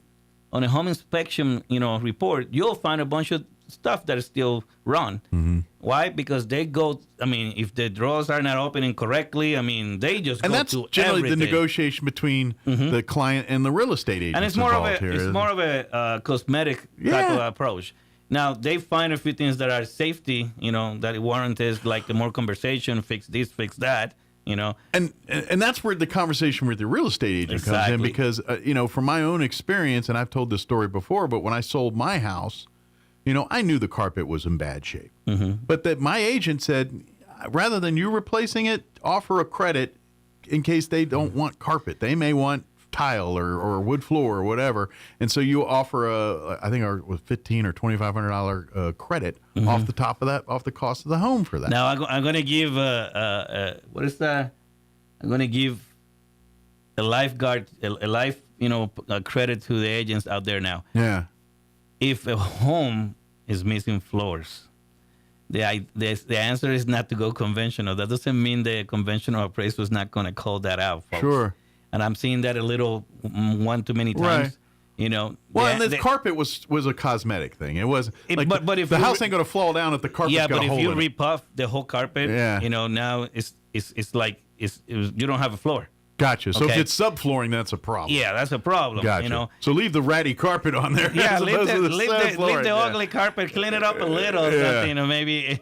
But I seen that, you know, Yeah. unfortunately, and I think sometimes people start doing like remodelings and they run out of money. Okay, Yeah, and that's not good. you know, so the answer is not. So you should put down 2 or 3K Yeah. or cash. Don't think that conventional is the answer, because I would say it may not be. An outdated kitchen is better than a poorly remodeled one. I agree. every time I have a deal that has like 2 or 3 bathrooms, Yeah. or it has 2 bathrooms and one is all gutted out, Sure. and they're trying to sell it without the bathroom. Yeah. You know, that needs to be addressed from the very beginning. Yeah. Okay. You know, don't think that conventional is going to agree. Sometimes on conventional, because one is working, one is not. They'll put it in there. It needs $1,500 in work. It needs Yeah. to be current maintenance that needs to be done, but the value is there. But then you just cut yourself up, because if you would have spent $1,500, maybe the value of your property would have been higher by $5,000. Sure. Okay. So we need to keep in mind, you know, the props and cons when it comes to those things. Absolutely. Because a lot of people want to sell their houses and they don't want to do anything else with them. Mm-hmm. I think you should spend a few dollars, sell it, make more money. Sure. Okay, in my opinion. Well, that's where, you know, the advice of the agent comes in there, and Correct. And I think some renovations are worth this. Now, anything that's got to do with outside curb appeal, do that. Yeah, because you sell your house faster. Something as simple as painting your house, or making sure the grass is seeded or zero-scaped or what. You don't know how much curb appeal and how much dollars that brings to your house. And it's really, as far as return on investment, doing stuff outside is you're going to get your biggest return on investments on there. You could literally make thousands of dollars because you got a newly painted exterior or a nice looking yard that because people see that's work I don't have to do now. From those folks out there that have a home that they want to sell it, and they want to increase and go to a bigger house, or they're moving out of town, or whatever the circumstances is that you're selling your home, you can do a renovation, you know, refi. Mm-hmm. So you could sell the house. Absolutely. And let me give you 2 things that are good here. You improve the value of your property, and you have an appraisal telling you how much the value of the house is. Absolutely. Okay. So when you put it in the market, you 100% know how much you can sell it for. It's gonna appraise at that. If not more. Yeah. Okay. If not, exactly. It may raise that where it's even above that. Yeah. So if you're in a market and you don't have enough funds to fix your home and you want to sell it, don't hesitate or reach out to us and let us know. You know what? I would love to talk about that 2 or 3K renovation loan that you were talking about, because I'm planning to sell my house in 2 or 6 months, and I don't have the funds to be able to do that. All the funds I have is so I can buy another house. And I would even use the same measuring stick on like bathroom or kitchen remodels. It's if it's outdated but it's clean and serviceable, then maybe not mess with it. Yeah, you don't have to come crazy. But if it looks like beat in there and it looks like the tiles are broke and everything's if like it needs that. If it needs a little love, give it a little love. But I mean, if it's the fact that it's just that countertop was so 1990, then but it's clean and looks good, some people might like that. I hear you. Put it this way, especially when it comes to kitchens and bathrooms, what's old is new and what's new is old overnight. Correct. It's just 1 minute it's like, I mean, there's certain things. Marble is always timeless, but like wooden ones. 1 minute no one wants wood, the next minute everyone wants wood. It's just what people's our passions of the moment are. So that's where you really need to weigh in. Versus like if it's a functionally nasty looking thing, that's when you need to think about it. It's a good idea to do something. But about if it's just old, but it's still clean and serviceable and looks good, then I wouldn't mess with it and let the new owners figure out what they want to do with it. I mean, folks, my wife is so picky that I was looking at a house and I said, like, yeah, but I'm not going to buy that house because of the way it looks and this and that, and I have to put too much money into it possibly, And then she's being so picky about our own house. It's like, babe, our place is great. I know it needs a little work here and there, but it's great. She is so picky that she's like, no, that needs to be fixed. That needs to be fixed. The one place I would think, and this is relatively cheap, is interior wise, and I've heard mixed opinions of this would be my per opinion. If you have like kids' rooms and things, and in kids' rooms, you'll paint them with these over the top pinks or rainbows and really theme the rooms. Yeah, paint that. I would paint that to something white or something. Yeah, so kind of like that is a little balance that is neutral. Because you pigeonhole it when it looks like a rainbow bright room. You're like, oh, I guess we're gonna have kids in here. You're 100% right. Yeah, I've been in a situation that, I mean, the house is still nice, but it has 3 or 4 different colors throughout the house. Right. Maybe if you don't want to paint the whole entire house, get it down to 2 colors. Sure. Okay. You know, but I mean, that has so many colors in the house. And to be honest, that does make a difference. When they walk in and they say, "Oh, look at this!" Like, "Oh my god, because it's going to cost me this much to do this, to do and that." especially you know? if it's like bold stuff that typically people pinks and these and that's big. And that's usually what you find. Well, and usually it's kids' rooms and things. I mean, yeah, you get the eccentric decorators out there. There's a whole show called The Ugliest Houses in America. If you ever watch that, that. Oh, it's a great show to watch. I need to check on that. Oh my goodness. So I usually make that joke about, buy your own home, don't rent anymore, and all that kind of stuff. Because if you want to go and buy a house and you want to paint it pink, if you want to, sure, well, that's okay. But if you're going to sell it, make sure that it's not pink anymore. Paint it back. Yeah. No, but you know what, folks? If you're in a market, okay, to buy a home, don't be afraid of what's going on in the news and this and that. Because if we start listening to what's going on up there and what the market is, you will never buy a house. No. Okay? So don't be afraid of that. If you need a home, you need a home. Okay? Yeah. We will take you to the whole process, and we'll get you the best deal possible always. Well, and this goes back to that thing we say every time. Once you're in the game, you're in the game, and the world's your oyster. And even if you got in the game because you need a house now, but your interest rate's a little higher than you'd like it to be, guess what? What comes up, what goes down, what goes down comes up. It's just the world we live in. Correct. So you sit there a year or two at this, then who knows? Maybe that interest rate goes down 1% or 2%, and then a percentage interest rate drop could save you several $100s each month on your mortgage payment. Correct. And so that's the way you do it. And I was lucky. My wife and I, when we bought our home, that's back in the days when it was like 4% was like the man, you get 4%, I could get 3.5. It's like it was in that range. And so I'm literally paying, I think our mortgage is like $700 a month or something. It's really not that bad. But that's what happens. It's just it ebbs and flows. But the thing is, you're still building equity. You're always putting regardless. It's yours. Yes, your mortgage is a little higher and the interest rate's a little higher, but still, a portion of that payment is going back into you every month. And the more you build equity, when that interest rate comes down, then you can refi or say, you know what, I've got enough equity. Time to upgrade. Time to pick the house that I was really more into. I get it. And that's the idea. I mean, folks, it's the American dream for you to own your own home. What is it? The American dream. Your house with white picket fence, with your dog, and a nice job and a nice family. Sure. Okay? And if you keep renting, waiting on when you can afford your dream home, then you're doing it the slow way. And you know what? It doesn't have to be the forever home. Exactly. That's what you got to build into it. It could be your beginning home. You got to live somewhere. You might as well live in a place that you're paying a mortgage on than a rent. Even if it's the nicest thing, 100%. You're still investing back into what you're doing. I remember when I was in Colorado Springs that I didn't have a home. I actually have rented apartments. I'm sorry. I couldn't live in an apartment forever. Okay. Yeah. It's like funny when you come out of the door. Hey, how you doing, Dave? It's like coming out of the bathroom and you say hello to your kids. Sure. Well, it's more when you hear them. That's the one it's like boom, boom, boom. I know, right? Yeah, I remember those days. You're like, okay, do we need to call the 911? I think they're killing each other. Yeah, what are they there. doing down there? Sounds like I had a 12-piece band in there. No, but last year was a great year, best year ever. Good. So I just want to say thank you to all my customers and partners, the ones that actually help.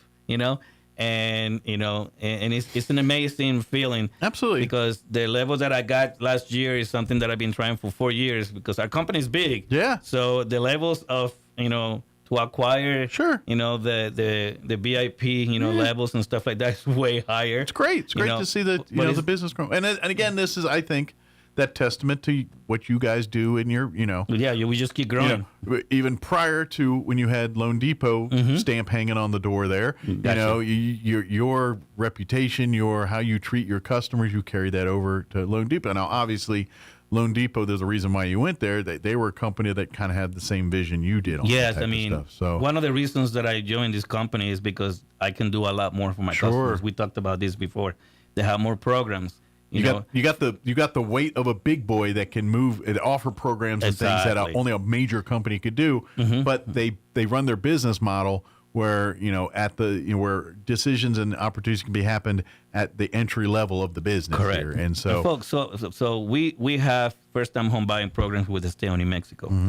We have programs that if you're not a first-time home buyer, I still can help you, assist you to be able to buy a home if you're a little short in funds in the bank. Sure. Okay, so you don't have to be a first-time home buyer anymore. Okay, I just be able to help you. You're a first-time home buyer or you're not. It doesn't matter. It's okay. You can benefit the both of having some equity. Exactly. And I didn't have that before. Yeah. I mean, before it was just first-time home buyer and that's it. I want to be able to help everybody. Okay. Yeah. And if you're in the market for something like that and you want to buy a home and you're being itching to leave the in-laws and not live there with no more. Absolutely. Or the in-laws want to kick you out. Yeah. And I know you and Loan Depot work with all like VA loans. Everything. We all do VA. Occupational, whatever those things, VA loans, FHA, conventional, USDA, you name it, we do it all. Yeah. If you want land and you want to do a mobile home, okay, now I even have a program that you can actually buy a home just like if you were buying a regular home. Interesting. And I know a dealer that would actually put the mobile home in place, put it on permanent foundation, get it all done, and you buy it just like if you were buying a regular house. Nice. That is big because I didn't have that before. Yeah, okay? and if you're owning the land, that's where that makes it even better. That's where the money investment is. At the end of the day, a mobile home is you're never getting your money back on that thing. It just you know what? When they you serve a purpose of living in it. You need to put it on permanent foundation so it'll be that beneficial. Helps. Okay. Yeah, because the value will be there still. But the land is where the real value is. It should sit. Yeah, because if you think about it, if you put a trailer somewhere, okay, you can move it out. Absolutely. Okay, if you put it on permanent foundation, now that land became more valuable. And those mobile homes are a lot different than they were. Dude, because mobile is almost more modular than mobile, if that makes sense. Because they're not really mobile. Well, if you think about it, they have changed. They're like little castles now, dude. I mean, I see those Clayton Homes commercials with the trailer park pride. Then you get I've seen those. I mean, they're nice inside. Yeah. I mean, you start seeing some of that is like nicer than some houses. And if you think about they got some like high end, they do. appliances and flooring and things like that. Yeah. If you think about it, if a $350,000 home that maybe don't look that good, you could go and do a brand new mobile home and put it online and everything, and it's all brand new. Yeah. Same price. That'd be great if you're like you and the couple. That would be, with a bunch of kids, it'd be a lot. But yeah, if someone like me. But now we can do everything. So that's the part that's awesome. It's a matter of being able to take care of everybody. That's what I like to do. So please reach out. I just saw the times are running short here.